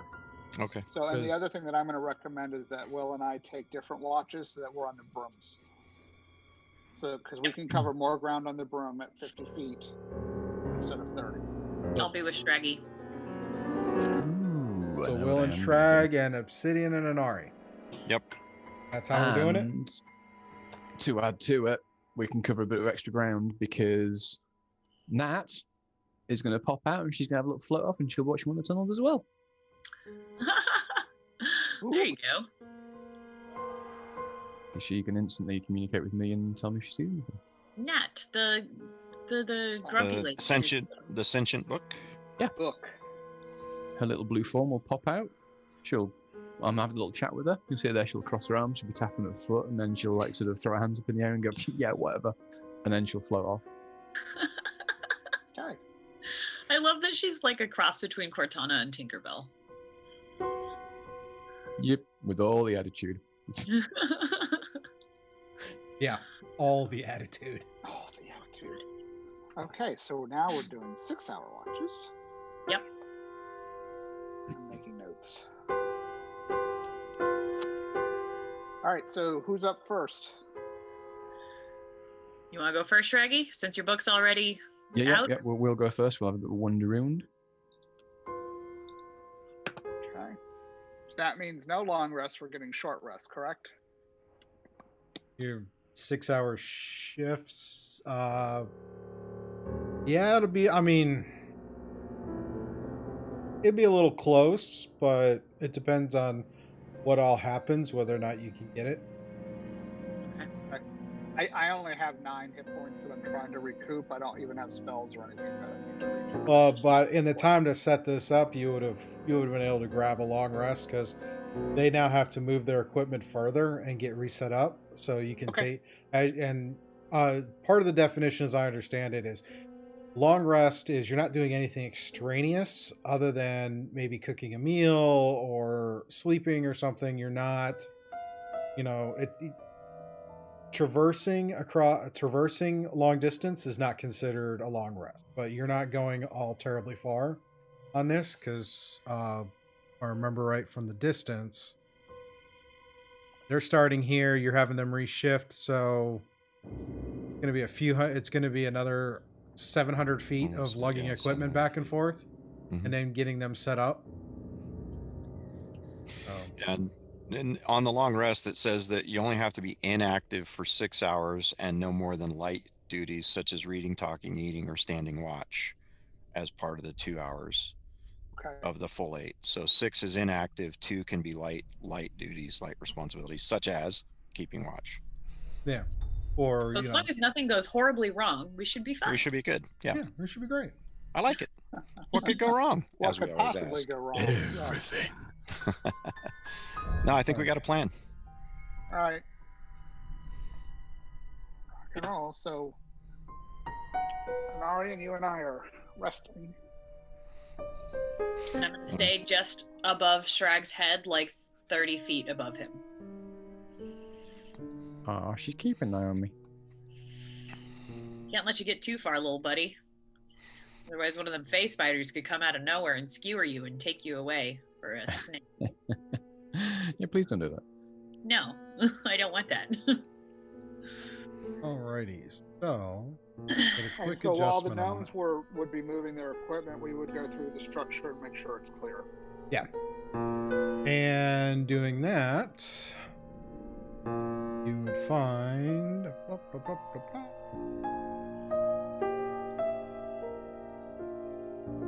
Ooh. We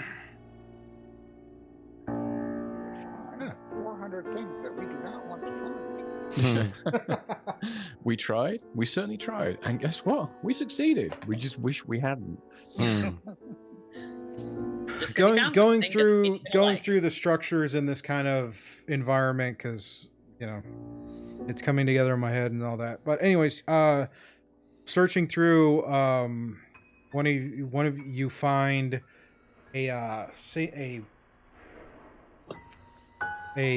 potion of healing, tucked away in like an area of refuse that somehow was missed, and then Nice. I have several of these, so if anybody else wants it. so that's pretty much the only thing you find in there. Go ahead and Is give it- me perceptions real quick as you're searching the buildings. Sure. And if nobody is opposed, I'll go ahead and take that, since normally I guess I'm the one that usually ends up sucking up a lot of the damage. Yep. Sounds like a plan. I rolled a Perception 11. 3. 23, I've got a dirty 20. 20, Obsidian, Give it a click. 3 plus 8, so 11. Raggy. Where's it gone? Where's it gone?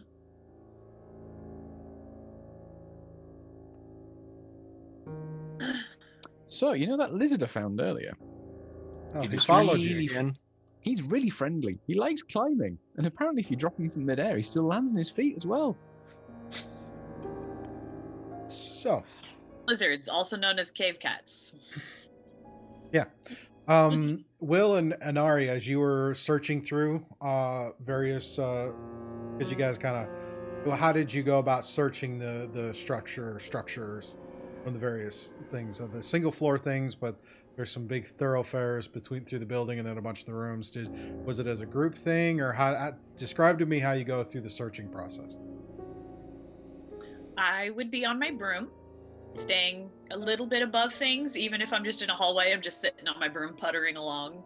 And I probably would have ritually cast Detect Magic and just keep it up while we're looking through the building. Okay.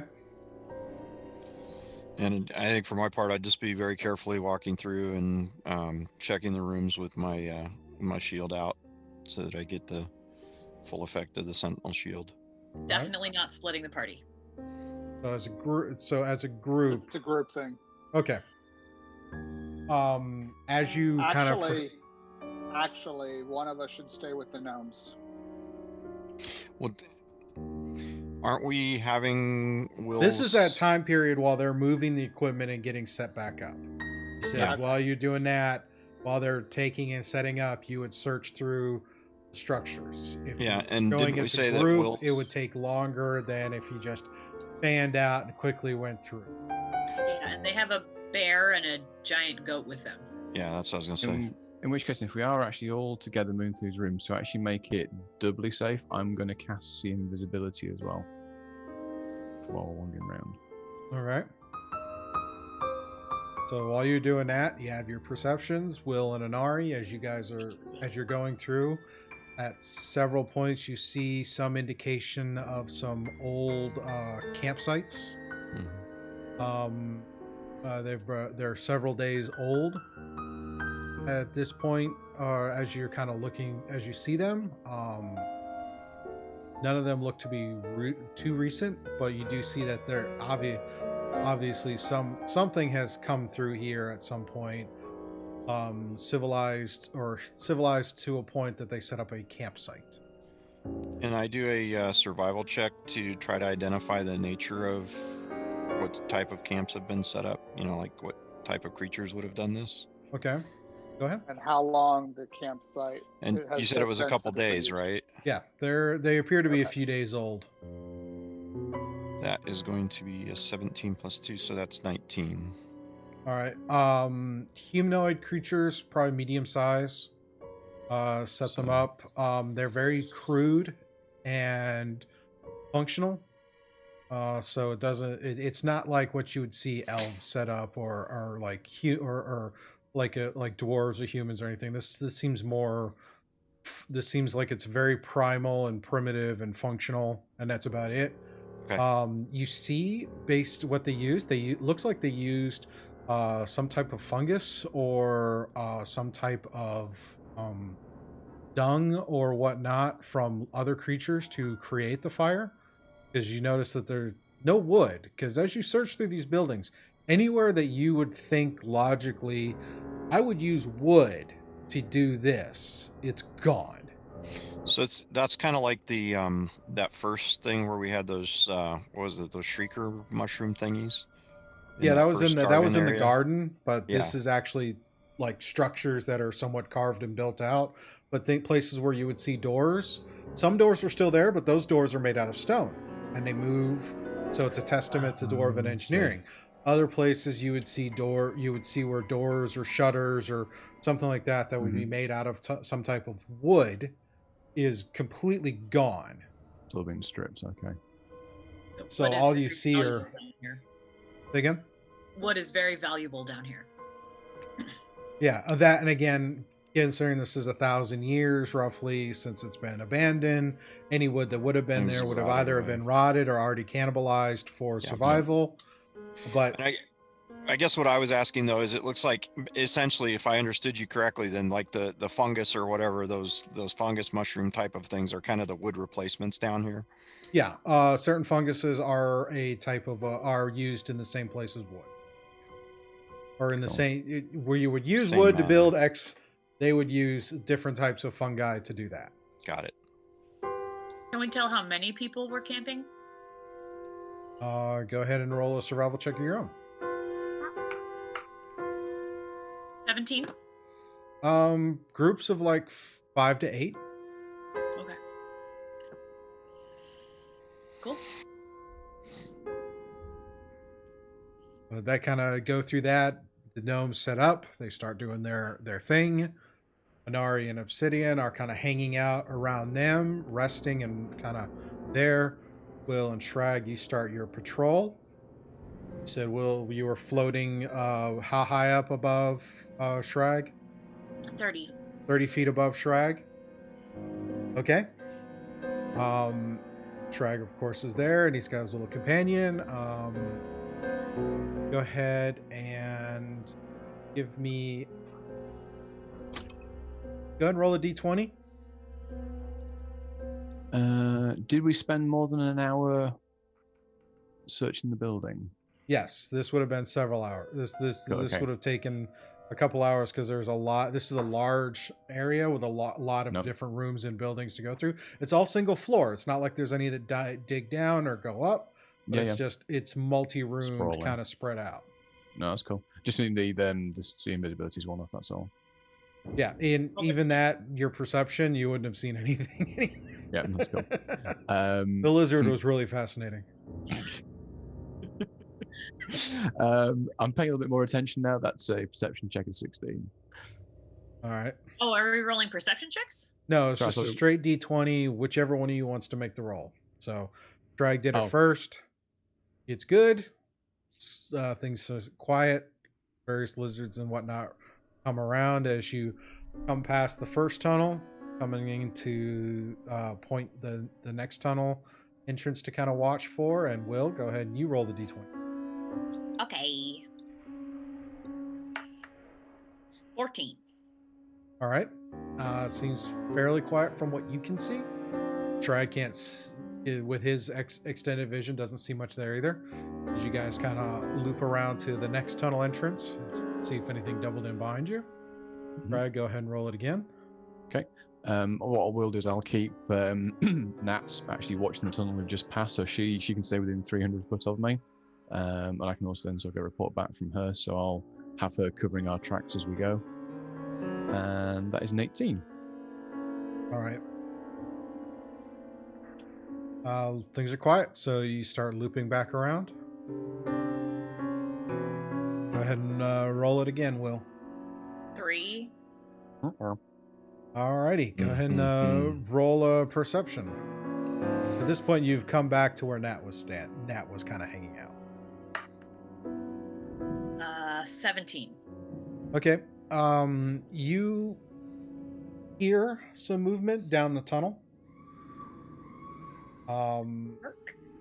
There sounds like there's it's very kind of low, kind of a grunting, grumbling type thing down the tunnel. It seems like it's several voices that are kind of just, it's kind of a low echo through the tunnel.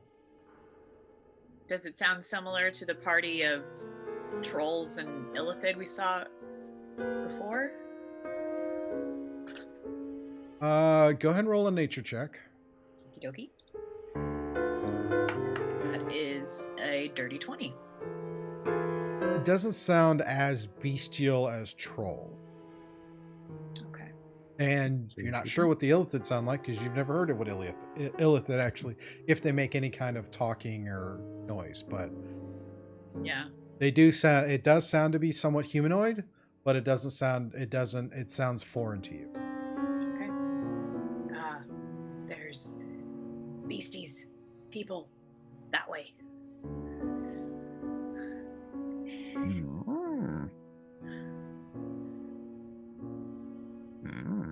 Maybe we should go check it out. I would be hesitant to do that without our other guys. Should we swing back around and grab them? What we'll do is I shall reach into my pocket, I'll touch my sending stone, and I will send... I'm trying, am I linked to Obsidian or am I linked to... You're linked to Anarian. Anarian. I will send Anarian a message saying, oh, heads up, something coming. Tunnel to the east, sorry, west. Does it sound like they're coming towards us or moving away from us? It sounds like they're kind of stationary. Like I said, it's a low... If you think about when you're deep into tunnels and you make and a noise kind of goes, it kind of just echoes through tunnels, which you don't really have a good bearing, but it doesn't sound like it's coming closer or going farther. It sounds like it's almost kind of stationary along the tunnel. Okay. But there is definitely some sounds of something in the tunnel. So, Well, we're on the last leg of our watch anyway, so it's time to switch out. Right? About halfway through. Okay. I'll let Obsidian know that I gotten the message from Shrag on the sending stone, and we may want to go and meet with them and see what's going on.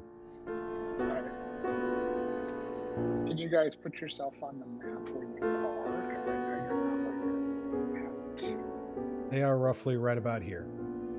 Actually, yeah.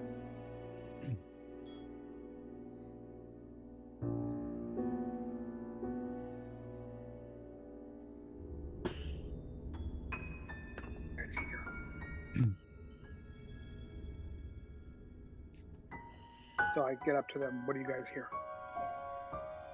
I hear humanoids somewhere down that direction. Doesn't sound like they're coming or going, but they're there. This way? Yep.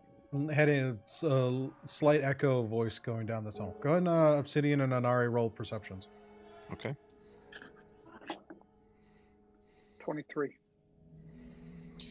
Beat my 18. You both with Will's what she's described so far, you guys hear it does sound like there's some guttural type of conversation going on. With just quick question, with the Helm of Comprehend Languages, am I possibly able to understand what's being said?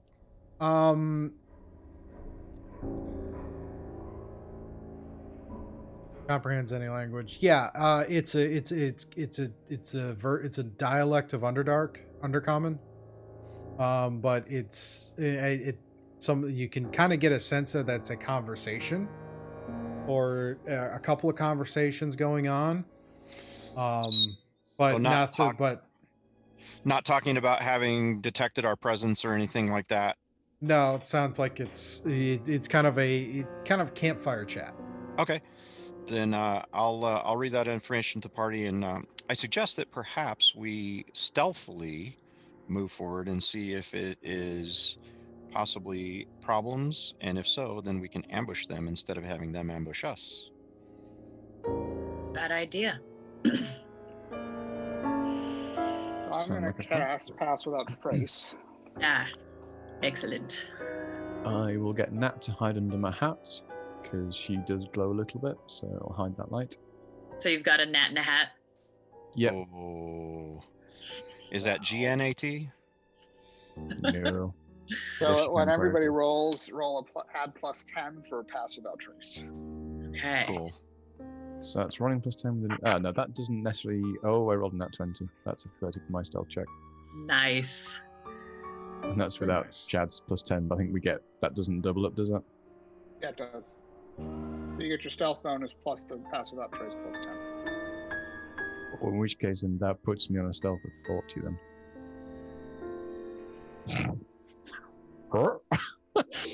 Better than me, and I'm the damn rogue. I'm a rogue too. Just not a lot of it. Oh, that is hilarious. Well, I got a dirty 20, so with the Pass Without Trace, that's a 30. Dirty 30. I was happy with my 36. As I say, and I got a 34, so. So I heard 40 down there, red hat. Yeah. Are you feeling threatened, Obsidian? Yeah. Taking my job away. There's plenty of sneaking to go around. That's fine. I'll go back to bed. Oh. That's my plan for after this stream. Finish my biscuit, go to bed. That works. Wake up in time for challenge accepted. So. Yeah, that should be fun tonight. All right, so yeah, usual marching order. Inari in the front.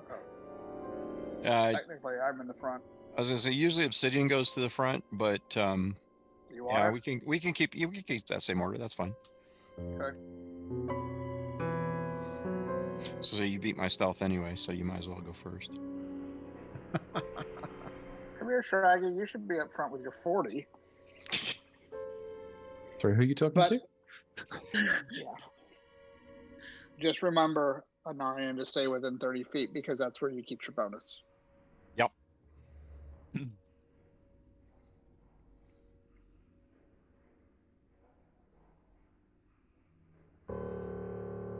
And I'm still on my broom to get a little bit of a bird's eye view, about 30 feet up.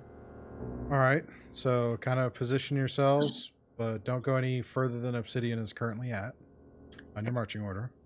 Good. And we're moving north, obviously. Yeah. Well, in terms of for orientation on this map, you're moving up versus Yeah. but directionally on the other map it would be kind of a northwesternly direction. Okay. So, alrighty. So you guys are stealthing your way up. Go ahead and move your next round of movement. 5, 10, 15. Since we're stealthing, we're half movement. Although we can use our bonus action as well to move if we want. Yeah, that would be a dash. So Oh, okay, so that's not stealthy. No. Well, it's called a dash, but if you're stealthing and you're moving, but the pass without trace helps with your stealth rolls. But if you move at half speed, you don't have to. I can't make you re-roll your stealth. Right. Okay, so we'd be Somebody there. remembered that from a previous season. Alrighty. So Will is now moving up front. So Will, you're going to take the lead? Well, I mean, that's where we would be with our full movement. I mean, I don't have to. I'm staying next to Obsidian. Now this tunnel is roughly the 10-foot high, 10-foot wide. So it's not, you're kind of cruising just over the ground on your broom if you're still doing that. Yep, dragging my toes on the floor. So you've got that slight flying speed going. And it's only 10 feet wide, so we can only be 2 wide, correct? Oh no, we'll 20 feet. So we'll, based on the map, we'll go 20 foot wide, 20 foot, about 20 foot high. Okay. So roundabout. So base of the tiles on here are 5-foot squares. Okay. So move up again. Mm-hmm. Yep.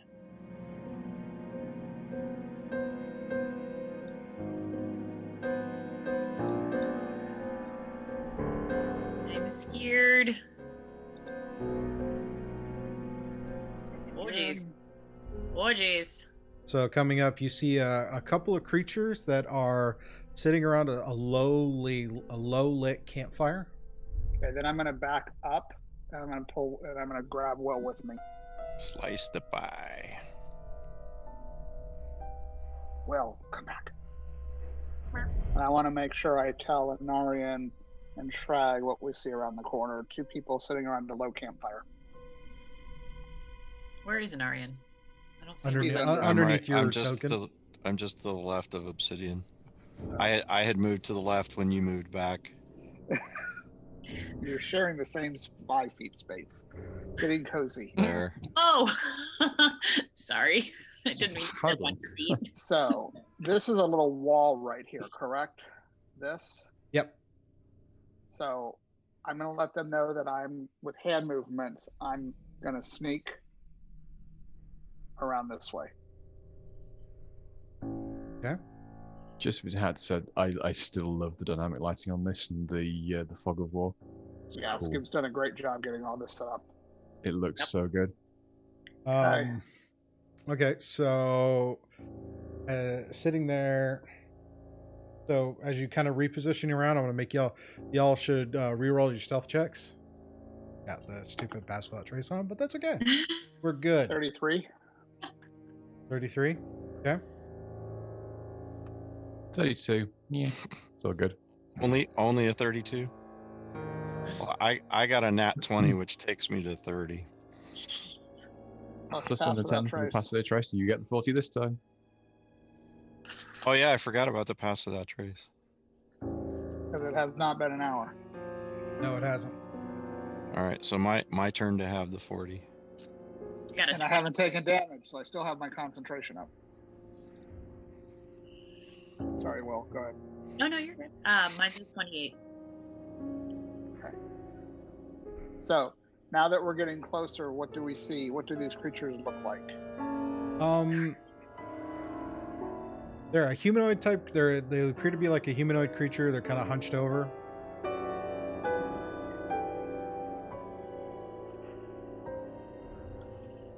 The campfire, the campfire is low light, but the way that they're sitting and looking and kind of looking about, you get the impression that the light isn't affecting them at all. Okay. I'm going to basically do hand movements to say stay here, and then I want to stealth up behind this one. And just before you do that, I'm gonna wiggle my fingers and prestidigitation and put the fire out. So it's not of a detrimental benefit to, it's not detrimental to us with our night vision. Alright. The fire snuffs out. And as he's doing that, I want to take my +2 short sword and just smack the taste out of this guy. Alright, go and roll for attack. Now, would this be at advantage since he can't see me? He can sense you as you get close Okay. enough, but Okay. 19. that will hit. Roll damage.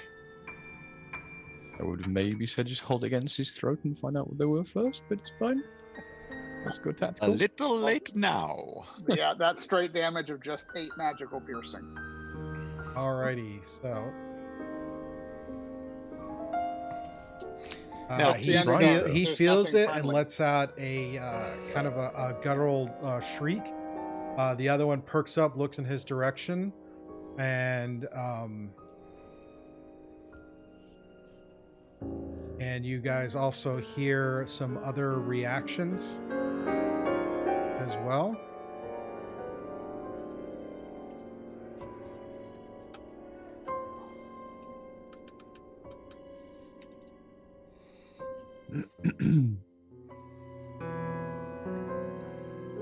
I'm not wrong. It's not to say they're not hostile. It was just the I wonder. You guys hear Jeez. a couple more shouts or reactions from down a couple of these side passages to the opposite side as more of these creatures seem to start closing in. And that will Sorry, be did you where say what they were? Or we did you just say they were humanoid? they're humanoid, but Okay. they're definitely a strange looking creature. And so with that, it is time for that initiative goodness. Okay. Initiative. Oh yeah. Yeah, add your new initiative rolls to the tracker.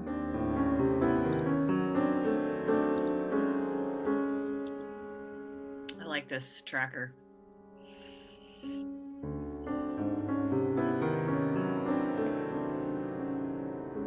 How do you change it? Because I'm changing it. It still goes back to the 25.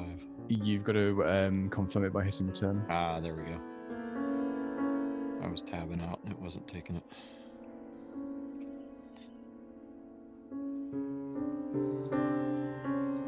So, are these numbers correct? Anari 23, Will 17, Obsidian 15, Drag 23? That is correct. Why did Shrag's name not show up? Yeah, I was wondering the same thing. Because I'm stealthy.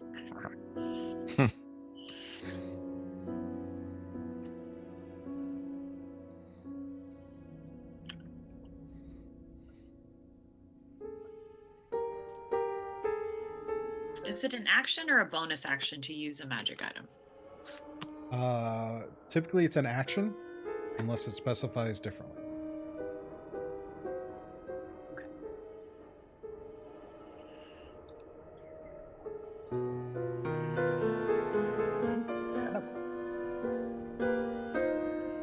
Oh boy. This should be fun.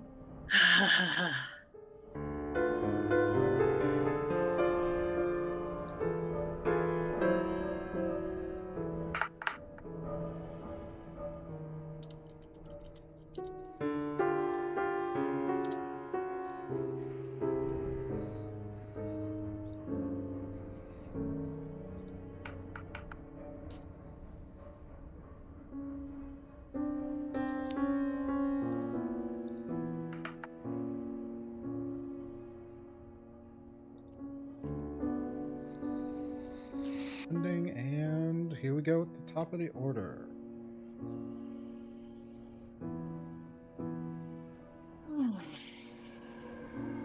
Alrighty. Real quick, Anari and Shrag, who's got the better decks? Mine's 19. Mine's an 18.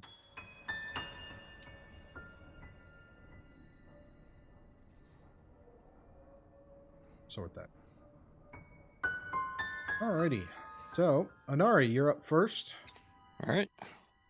Seeing that probably Will and Obsidian will be taking care of the ones on the right, I'm going to do my movement, which at 30 will put me there.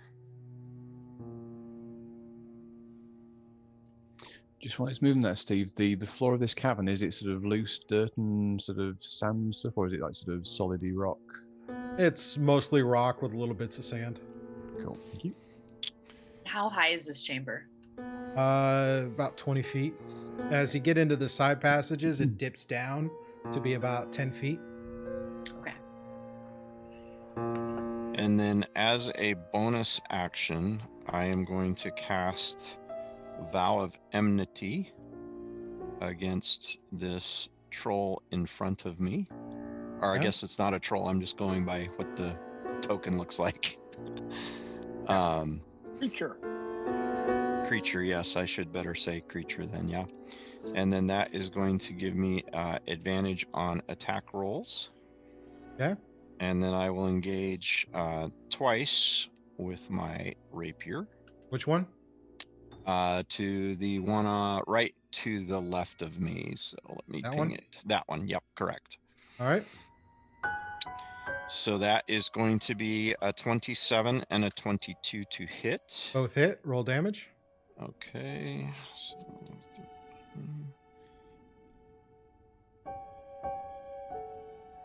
13 plus- That will be 40 points of damage. All right. Magical piercing. And it is dead. 40? And that will be my turn. Goodness. Alrighty. gracious. Did I do that right?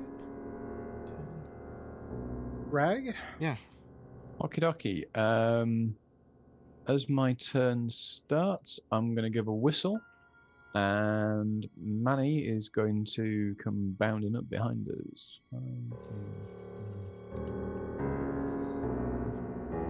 Appears about there. Gets him out of the way.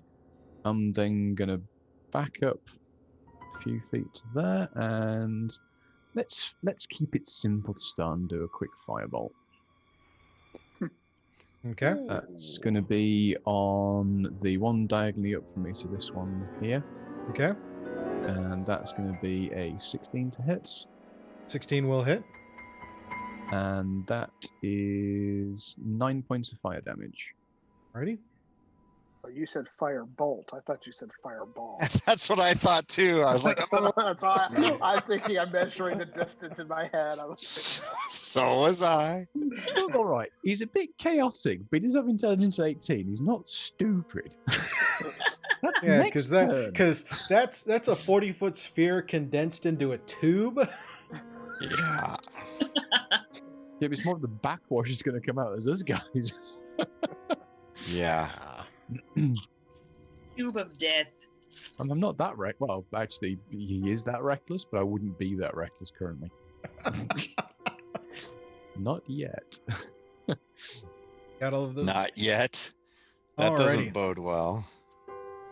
And ask how big the room was. Exactly. We're getting an insight into what happened to his last party.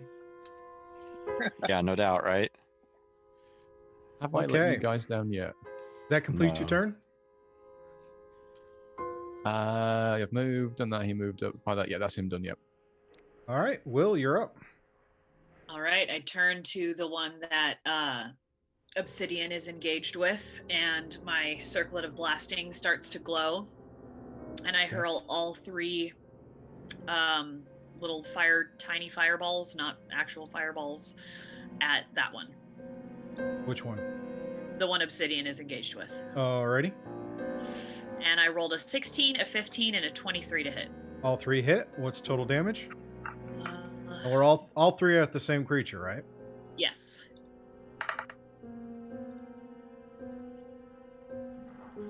So that is 25 fire damage. Alrighty. Nice. It is dead. Woo! And just in the interest of not calling these creatures, can we identify them? Go ahead and give me a nature check. Can do. I'm pretty sure they're fuzzy bunnies because I just rolled a nat 1. Oh, They're actually 17. friends. They're buddies, guys. We should not be attacking. You got a 17? 17 for Nari. Yes, sir. Based on your research of Underdark Desians and whatnot, these appear to seem like they're a creature called a Grimlock. Ah. Based on my role, I'm with Will. Yeah, of course they're friends. They look really friendly. They look like lizards. Maybe they like to fly too. So they try. Oh, my. I'm just looking up at him like, Okay, so what big teeth you have.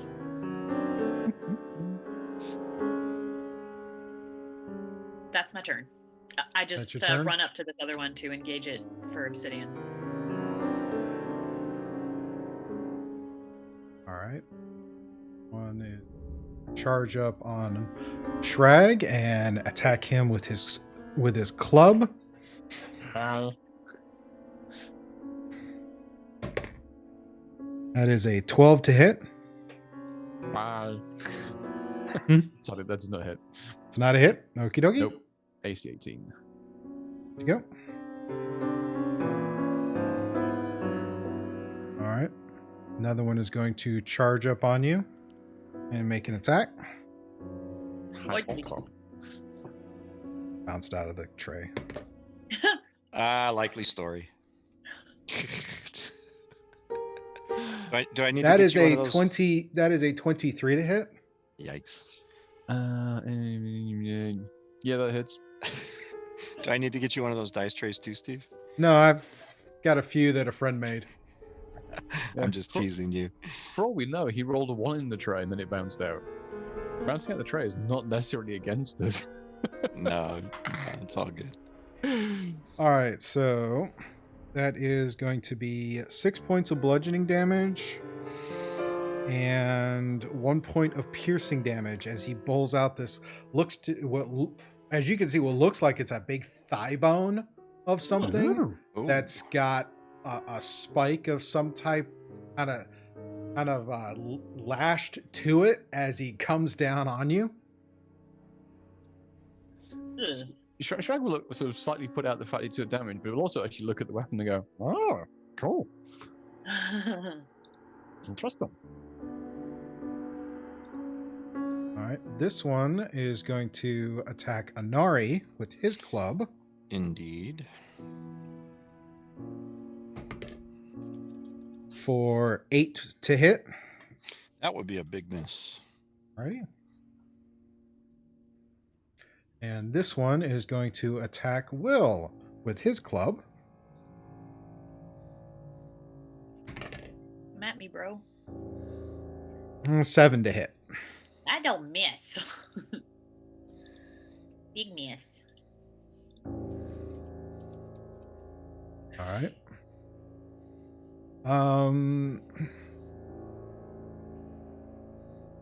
Let's see.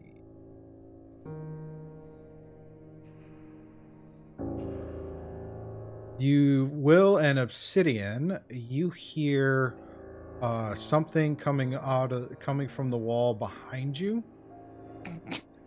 That can't be right. That's inside the room. They're coming out of the walls.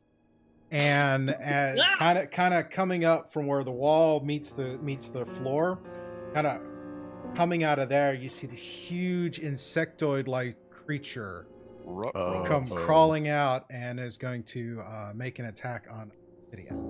Oh, that A looks like different it's version of a phase spider? No, much worse. I know what that is.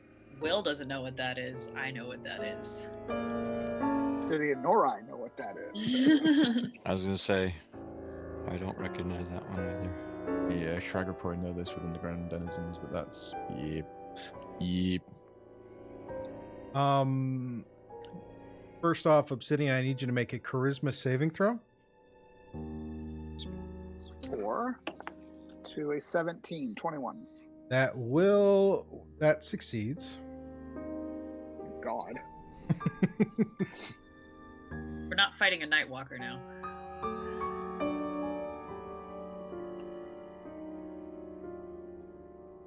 First attack was a 16 to hit. That will miss. Second attack is 21 to hit. Oh, that will hit, and I'm going to use Uncanny Dodge to half it. All right. Last attack is a 20 to hit. That will also hit. All right. So the first one you said you're going to do the uncanny dodge, right? Correct. And I would like to. So it's 10 points total of slashing damage as it brings around one of its claws to hit you. Okay. 5. And then it's going to reach in with its mandibles for... Was that a nat 20 or dirty 20? That was a dirty 20.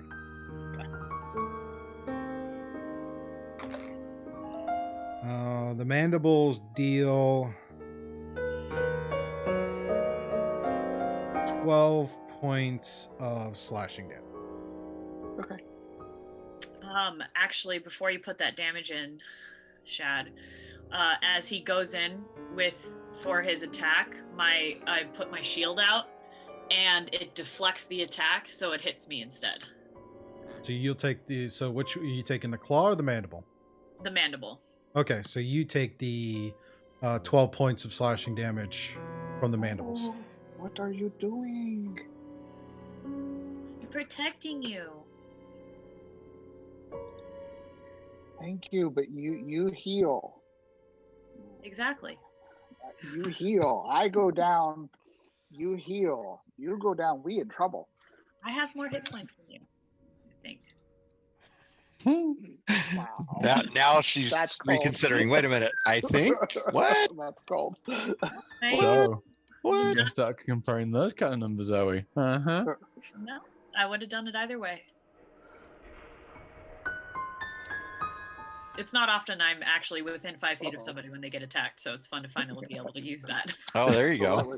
No! Did the creature go bye-bye? No, I grabbed the wrong token. Oh, I was like, wait a minute, where'd he go? The nice thing about this encounter tracker in Roll20 is when I highlight it, it tells me which token his turn it is. I grabbed the wrong one. Cool. So Very nice. I'm enjoying that bit. It's much easier to organize. That is kind of That's nice, cool. actually. All right, which brings us to Obsidian. Yes. So for my action, since I don't have to move anywhere, I am going to cast Green Flame Blade, and that was a 17 plus 9 to hit. Okay. And we're gonna do 10, 14, 20, 22 points of magical piercing to the guy next to me. We are also the big creature next to you. Yes, yeah, because the other one's dead, All right. and I'm certainly not attacking Will. What was that total damage again? 22 magical piercing. All And right. then I'm going to expend one of my whales from the grave to hit the creature north of Will, Okay. since she protected me. And he will, oh my god. 2d6, I rolled 2 1s. So he will take 2 necrotic damage. All right. And then as a bonus action, I'm going to attack this guy. This was only a 8 plus 7, 15 to hit. 15 does not hit. And I will end my turn.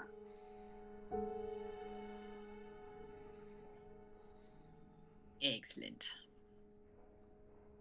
2 1s on 2d6s. Dice Joe. I hate it when that happens.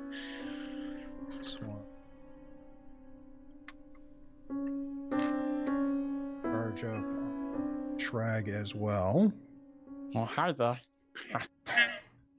Oh boy, Shraggy. That's fine. And it is a 19 to hit. I am going to cast shield. and Okay. that will miss. Good to go.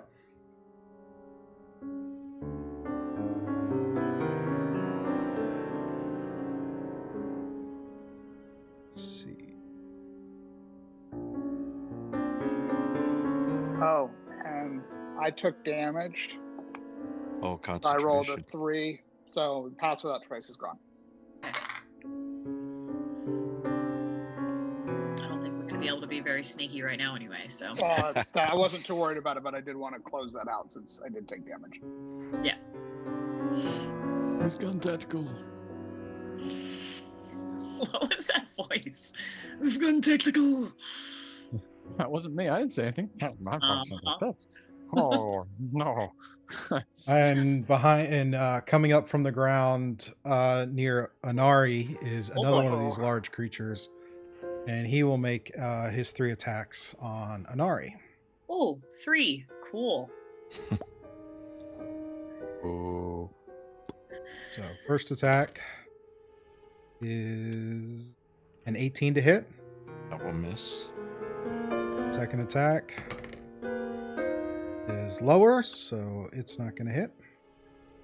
Third attack is even lower, so dodge, dodge, dodge. Alrighty. You know that question we keep asking about what could possibly go wrong? Yeah, we're living it. Yep. Heads. That one's there. He will charge up onto Nari.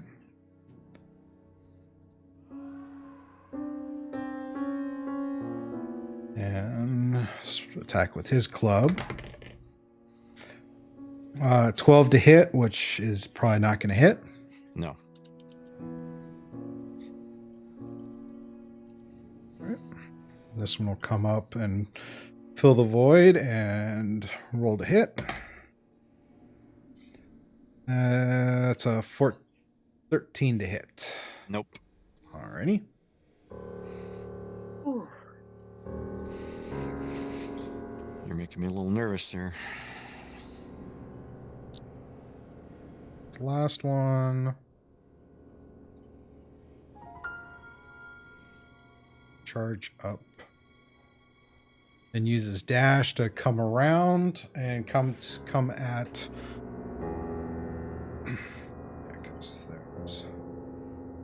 Oh no, he's not going to use his dash because he can't get there. So he'll come around, and he will swing at the boar because that's the bigger target as he sees his companions are there. Yep, yep, yep. So the disadvantage has got the... Yep. It's going to be a 12 to hit. That, I believe, hits. Yes, 12 hits. 12 hits. Okay. Or boar. It's fine. Sorry, you're riding the boars. Got to account for that. No, because I was actually walking up the other stealth. Oh, I'm that's not right. riding it. Yeah, it's actually behind me. But he has the saddle on, so yeah. Yep. All right, so the boar is going to take 4 points of bludgeoning damage and 2 points of piercing damage from his club. Awesome. It's got 42 hit points to start. It's a happy bunny. All right, which brings us to Anari. All right. So in my assessment of threat, is this bug thing a greater threat than the Grimlocks that we've identified? Yes, very much so. So I am going to shift my hunter's mark onto that creature Okay, so you and cast make Hunter's my mark on it. that's my bonus action, and Okay. then I will be making my 2 attacks. Okay. I rolled 25 and 28 to hit. Both hit. Roll damage. 32 points of magical piercing damage, All right. and that will be my turn. Yep. 34? 32. 32. Jeez, your hits are massive. All right, which brings us to Shragnaz. He's gonna start giggling manically. This is gonna be so fun. I'm gonna cast a 4th level fireball. Oh man. You see that nice big green circle on there? That's actually the area of effect of the fireball. So I'm gonna get those 3 in combat with me and the Umber Hulk. All right, so Oh, 4 dear. dex saves. So that's a Dex 15 save for half damage, That's funny, Q. and that's 36 points of damage. That's the full damage. So any that save will get half of that. But I am going to use my Fury of the Small to add an additional 8 points of damage to the Umber Hulk.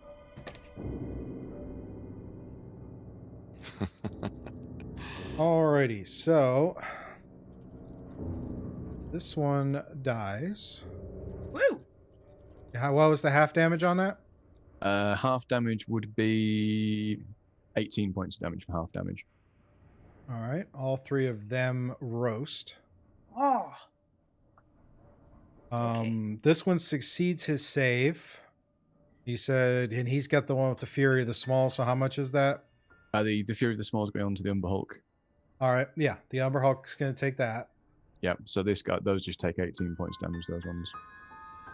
Well, okay, so half damage of the fireball was what again? 18 points is the half damage, the full damage was 36. All right, so 18 and plus Fury of the Small, what's the total Is damage? an additional 8 points of damage. So 20... Oh, yeah. Yeah, 24 points of damage. 24 points of damage, fire damage? Yep. Yep. All right. And then the boar is going to attack the Grimlock in front of him. And that's going to be a 15 to hit. 15 will hit. Roll damage. Okay, so that's only the 2d6 plus 3 because he didn't charge. And that's 8 points of slashing damage to the Grimlock in front of him. All right. Okay. And for my movement, I'm going to use my Goblin ability to use a bonus action to make a move and make it a disengage move. And I'm going to go... probably disappear over the cavern there a bit. Okay. Yep, that's me done. Thank you. All right. Next up is Will. All right, I'm going to grasp my holy symbol, and a bunch of little spectral spirits start flying around me, and I cast Spirit Guardians. Alrighty. That's the So that 15-foot area. Yep, 15 feet on each side of me. All right.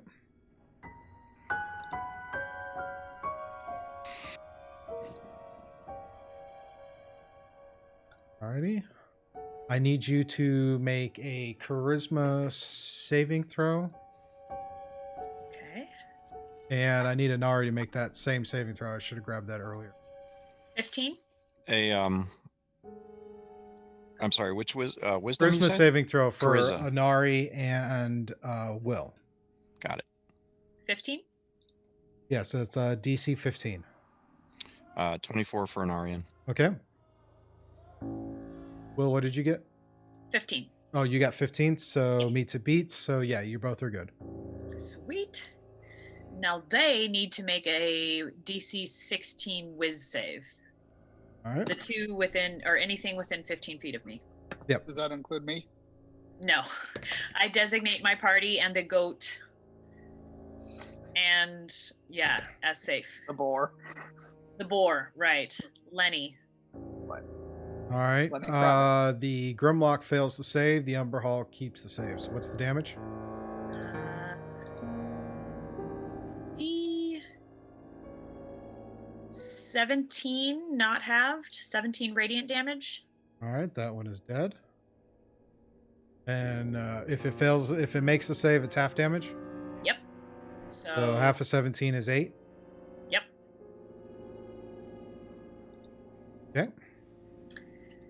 And do any of you guys need healing? Okay, for the moment. Okay. How about you, Shraggy? You've been getting pummeled on. I took a mid tickle. Okay. Well, then I guess that's my turn. It is nothing but a paper cut. And actually, I will just move around this guy a little bit, stay within his melee range, but just getting on the other side of him. Okay.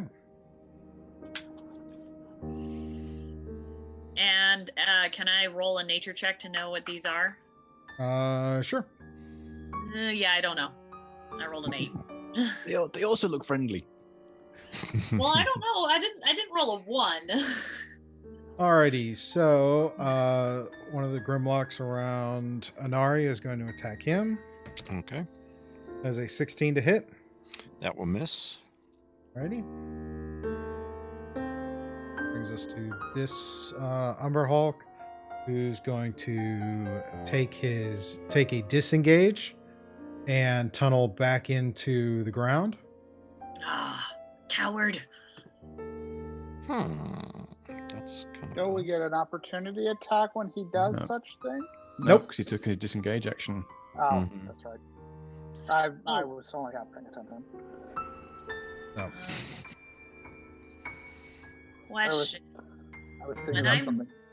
When I moved, would that guy have this one is now within my Has to start his turn in it. okay.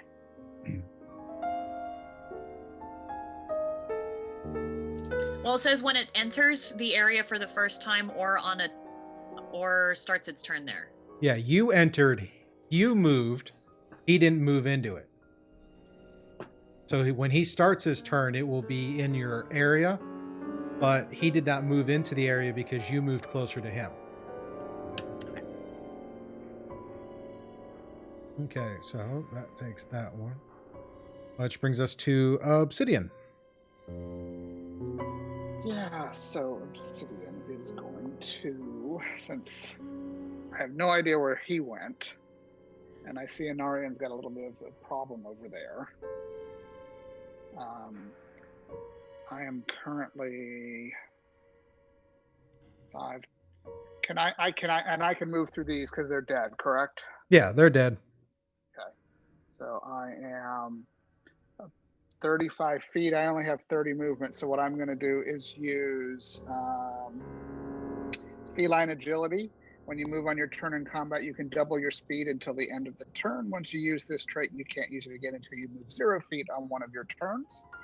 So that'll allow me to move 60 feet. And Without it being a dash action. That's yes. So cool. I'm Is it a gonna, tabaxi thing? it's a tabaxi thing, yeah. So I'm going to come over here. Skewered. Yeah, is this guy within 5 feet of this guy? He's around the corner. Probably So, not. no. I'm going to go with he's around the corner. Okay. Yeah, 'cause I'm all there. All right, so I went ahead and pre-rolled a bit of this thinking I was going to hit the one in front of me, but so I had a 22 to hit.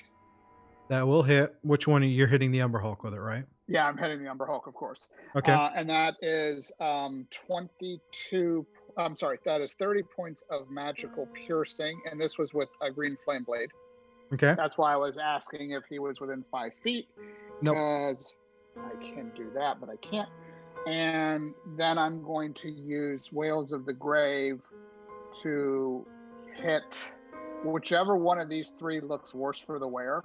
Well, the one you can see is the one over here by the boar, and the one on the other side of Inari. The one around the corner, you really can't don't get a know. good line of sight on. Okay. Can I see this guy? I can see this guy though, right? Yeah, you can see him on the other side of Inari. So whichever of these 2 looks worse for the wearer, we're going to do Whales of the Grave on him, and that's 9 psychic damage. All right. They're both I'm sorry, about 9 they're both necrotic. about the same, so I'll just go with the first one. Sure, 9 That necrotic. works. I'm sorry, not psychic. That's fine. Cool. And then as my bonus action, I'm aiming for what was this thing called? Grimlock. Grimlock. Thank you, a Grimlock. So that is a 15 to hit, That will hit. and that is 6 points of piercing. Nice. All right, that kills him. Hey. nice. Yay! And that will end my turn. Stuff.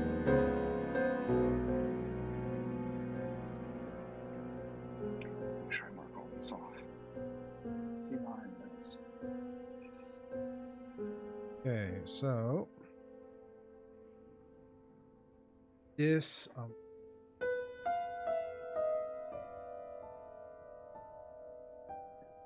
and let's see,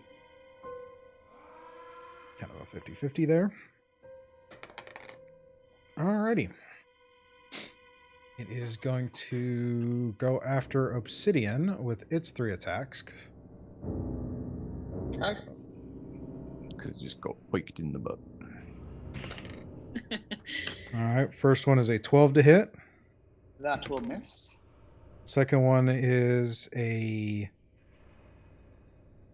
20 to hit. That will hit. Third one is a 22 to hit. That will hit, and I will use Uncanny Dodge to half the damage on the third attack. Alrighty. So, Remembering how hard the other one was that almost hit me, that my dear friend took for me. alright. So, Claw is 9 points of slashing damage. Okay. The Mandibles, 13 points of slashing damage from the Mandibles. And that is the half, or I need to half it? That's the full, so you would need to half that. So, All right. 6 points from the Mandibles. Yes.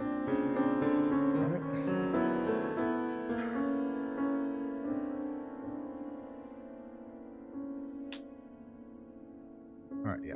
So, this one is going to attack Anari.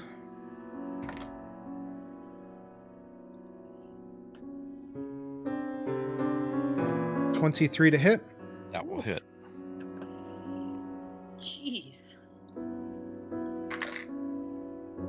That is 4 points of bludgeoning damage and 2 points of piercing damage.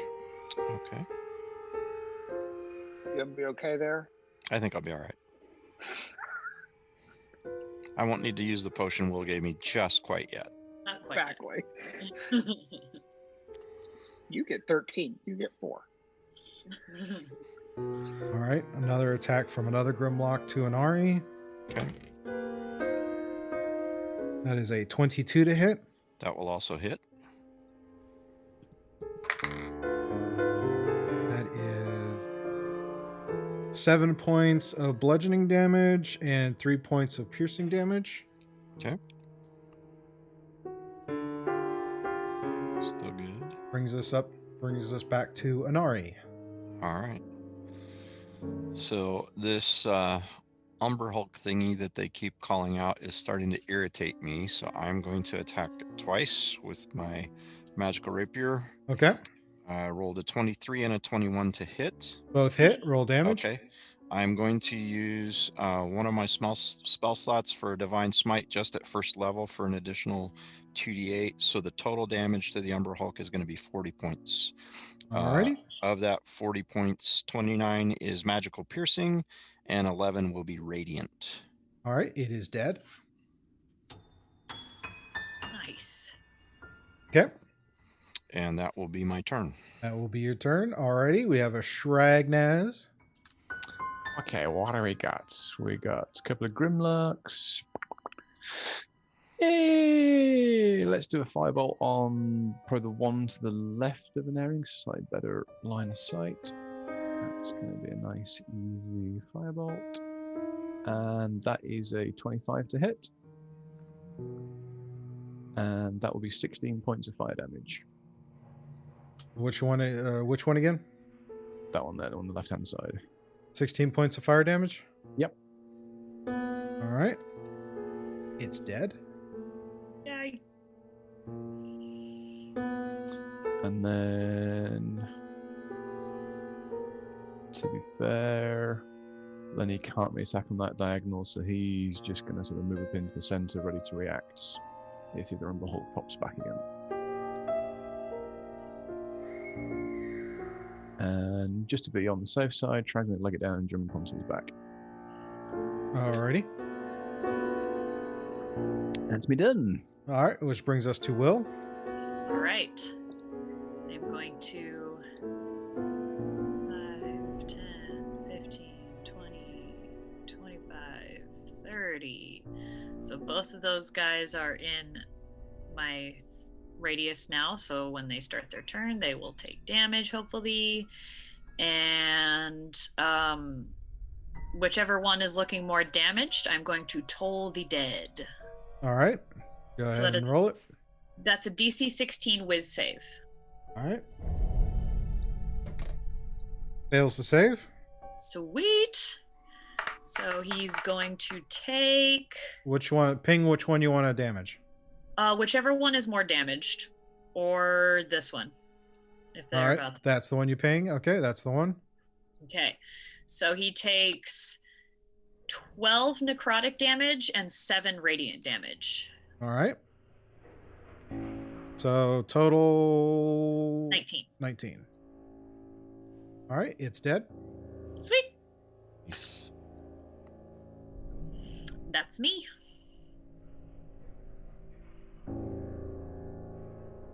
Alrighty.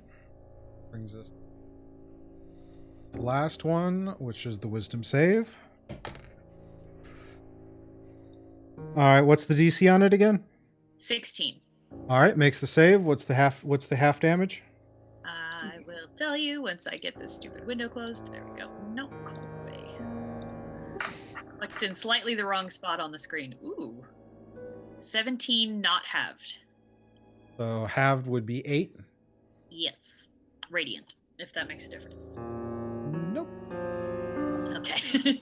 Nope. All right. It's then gonna. It's still standing, so it's going to attack Inari. All right. For 21 to hit. 21 meets it, beats it. So he hits me. Already. Jeez, your AC is 21? Crazy. All right, so So that's much going hit. to be 6 points of bludgeoning and 3 points of piercing Okay. from his club. Got it.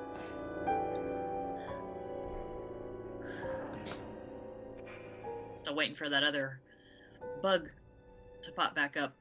Yeah, that's what I was thinking too. Just swimming around under the ground.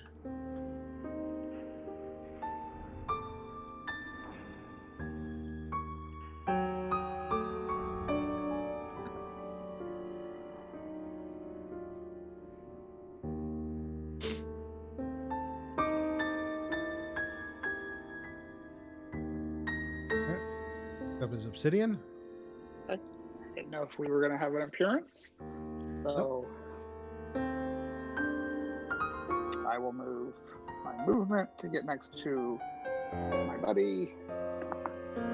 That is an 18 plus 9, so 27 to hit with Green Flame Blade. Yeah, Yep. boy. That'll hit. And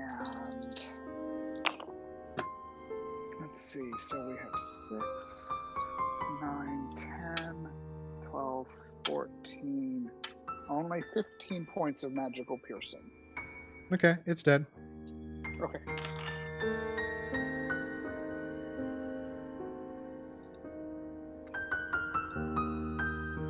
Alrighty, and that is the end of combat. Is there any way to tell where that other Umber Hulk went? Yeah. Away. You could follow the hole it dug and see where it goes, see where it's at. I think that would kind of put us in their territory, so I'm not sure I necessarily would want to do that. I will get Nat to have a disappear down and have a look. Hey, that's cool. She can, I'll lift my hat up and she'll float out and float down into the hole to see where it went. It went down rather than through a wall, did it? Or did it go through a wall? It came out where the kind of the wall and the floor met. Kind of came Cool. out and then went back in, and then started burrowing. Cool. Okay, we'll And- send her down that way then. All right, and she does make sight of it and sees that it is burrowing. It's burrowing in a direction opposite of where you guys are. Okay. Run and turn tail and run. Oh, I could do something, guys. Do you want me to do it? What would Shraggy do? Shaggy would cast a firebolt at it. Go Then for it. cast a Firebolt at it. Yeah, go for Yeah. it. Oh, Lord. Seeing through her eyes, I'm going to use my ability of my Awakened Spellbook, and I'm actually going to cast a spell as if I'm going through her. Okay. And in fact, no, let's do it with a 3rd level magic missile spell. Okay. So that's going to be a total of 5 darts all hitting. So first one is 2, 24, 7, 11, 14 points of... I'm going to make it acid damage for fun. So 14 points of acid damage. Okay. Automatically hitting. It takes the hits and actually changes direction and continues burrowing. Yeah, it's going to leg it, guys. We tried.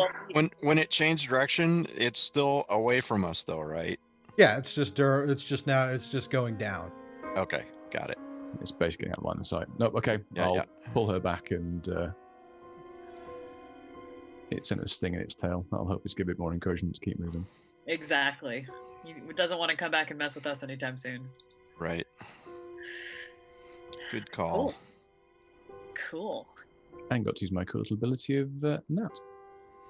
Yeah, I like.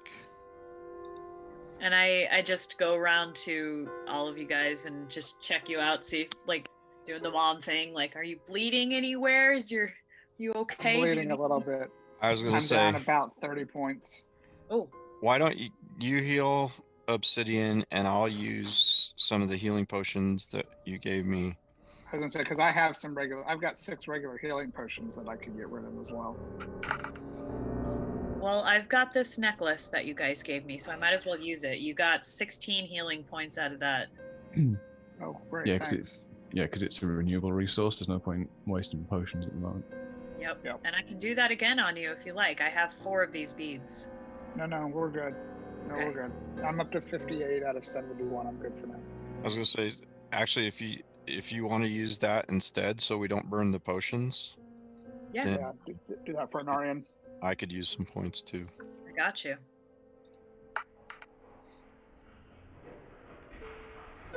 Uh, 13. All right, and then Scoob, that I know and- we're getting ready to end, but we would want to make our way back and make sure that our guys are still okay. Yep. Nothing has come in while we were gone. Alrighty. Shraggy, do you need healing? Hmm? Does Shraggy need healing? Only 7 points. It's not a lot. Let's save the if we can. Well, yeah, we might get to the combat before we rest again. It's fine. Save them. It's good. It's all good. Yeah, because we're kind of in the beginning of this one right now. Yeah, and if we do a short rest, I'll be able to top myself back up with that anyway. Cool. It's all good. Excellent. Actually, Obsidian, go ahead and roll a D100. That's ominous. No. 57. Okay. Nothing happened to the workers while you were gone, and they are working steadily on completing their task. Excellent. Cool. All right.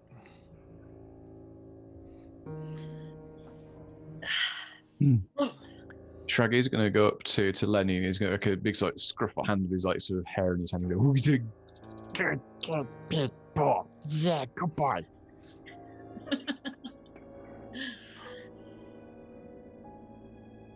And I will start preparing lunch for everyone. I'm just setting out little piles of hardtack for all of us and the gnomes. How many days of rations do you think, Scoop, to get everybody fed? The 4 of us and the 10 gnomes. They have food. They have food? Yeah. Okay. So it's just each of you would need each of you would use up a day's rations, however you see fit. It's a day for like the meals. So. Okay. Well, I have plenty, so I'm just gonna set out. Thank you. Uh-huh. Very good. Awesome. What is it, So- like a pound a day or something like that on those things? Something like that. Trying to free up room in your haversack, are you? Yep. I am maxed out right now. Yeah, and the gnomes have food that they when they as they work in their On shifts their as well. breaks. Yeah. So finishing out after that, I guess, as well as finishing out Will and Shrag's rotation on watch. Yep. Okay. We haven't even finished our first watch of the day. Nope, you're about halfway through when you came across that camp, Yep. and it's run in. So, but yeah, that'll probably be it. That's gonna be where we leave off for this session. Okay. Lunch. Good place to stop. Good place to stop working through. You convinced them to do something different, so see how that plays out. Thank everybody for watching.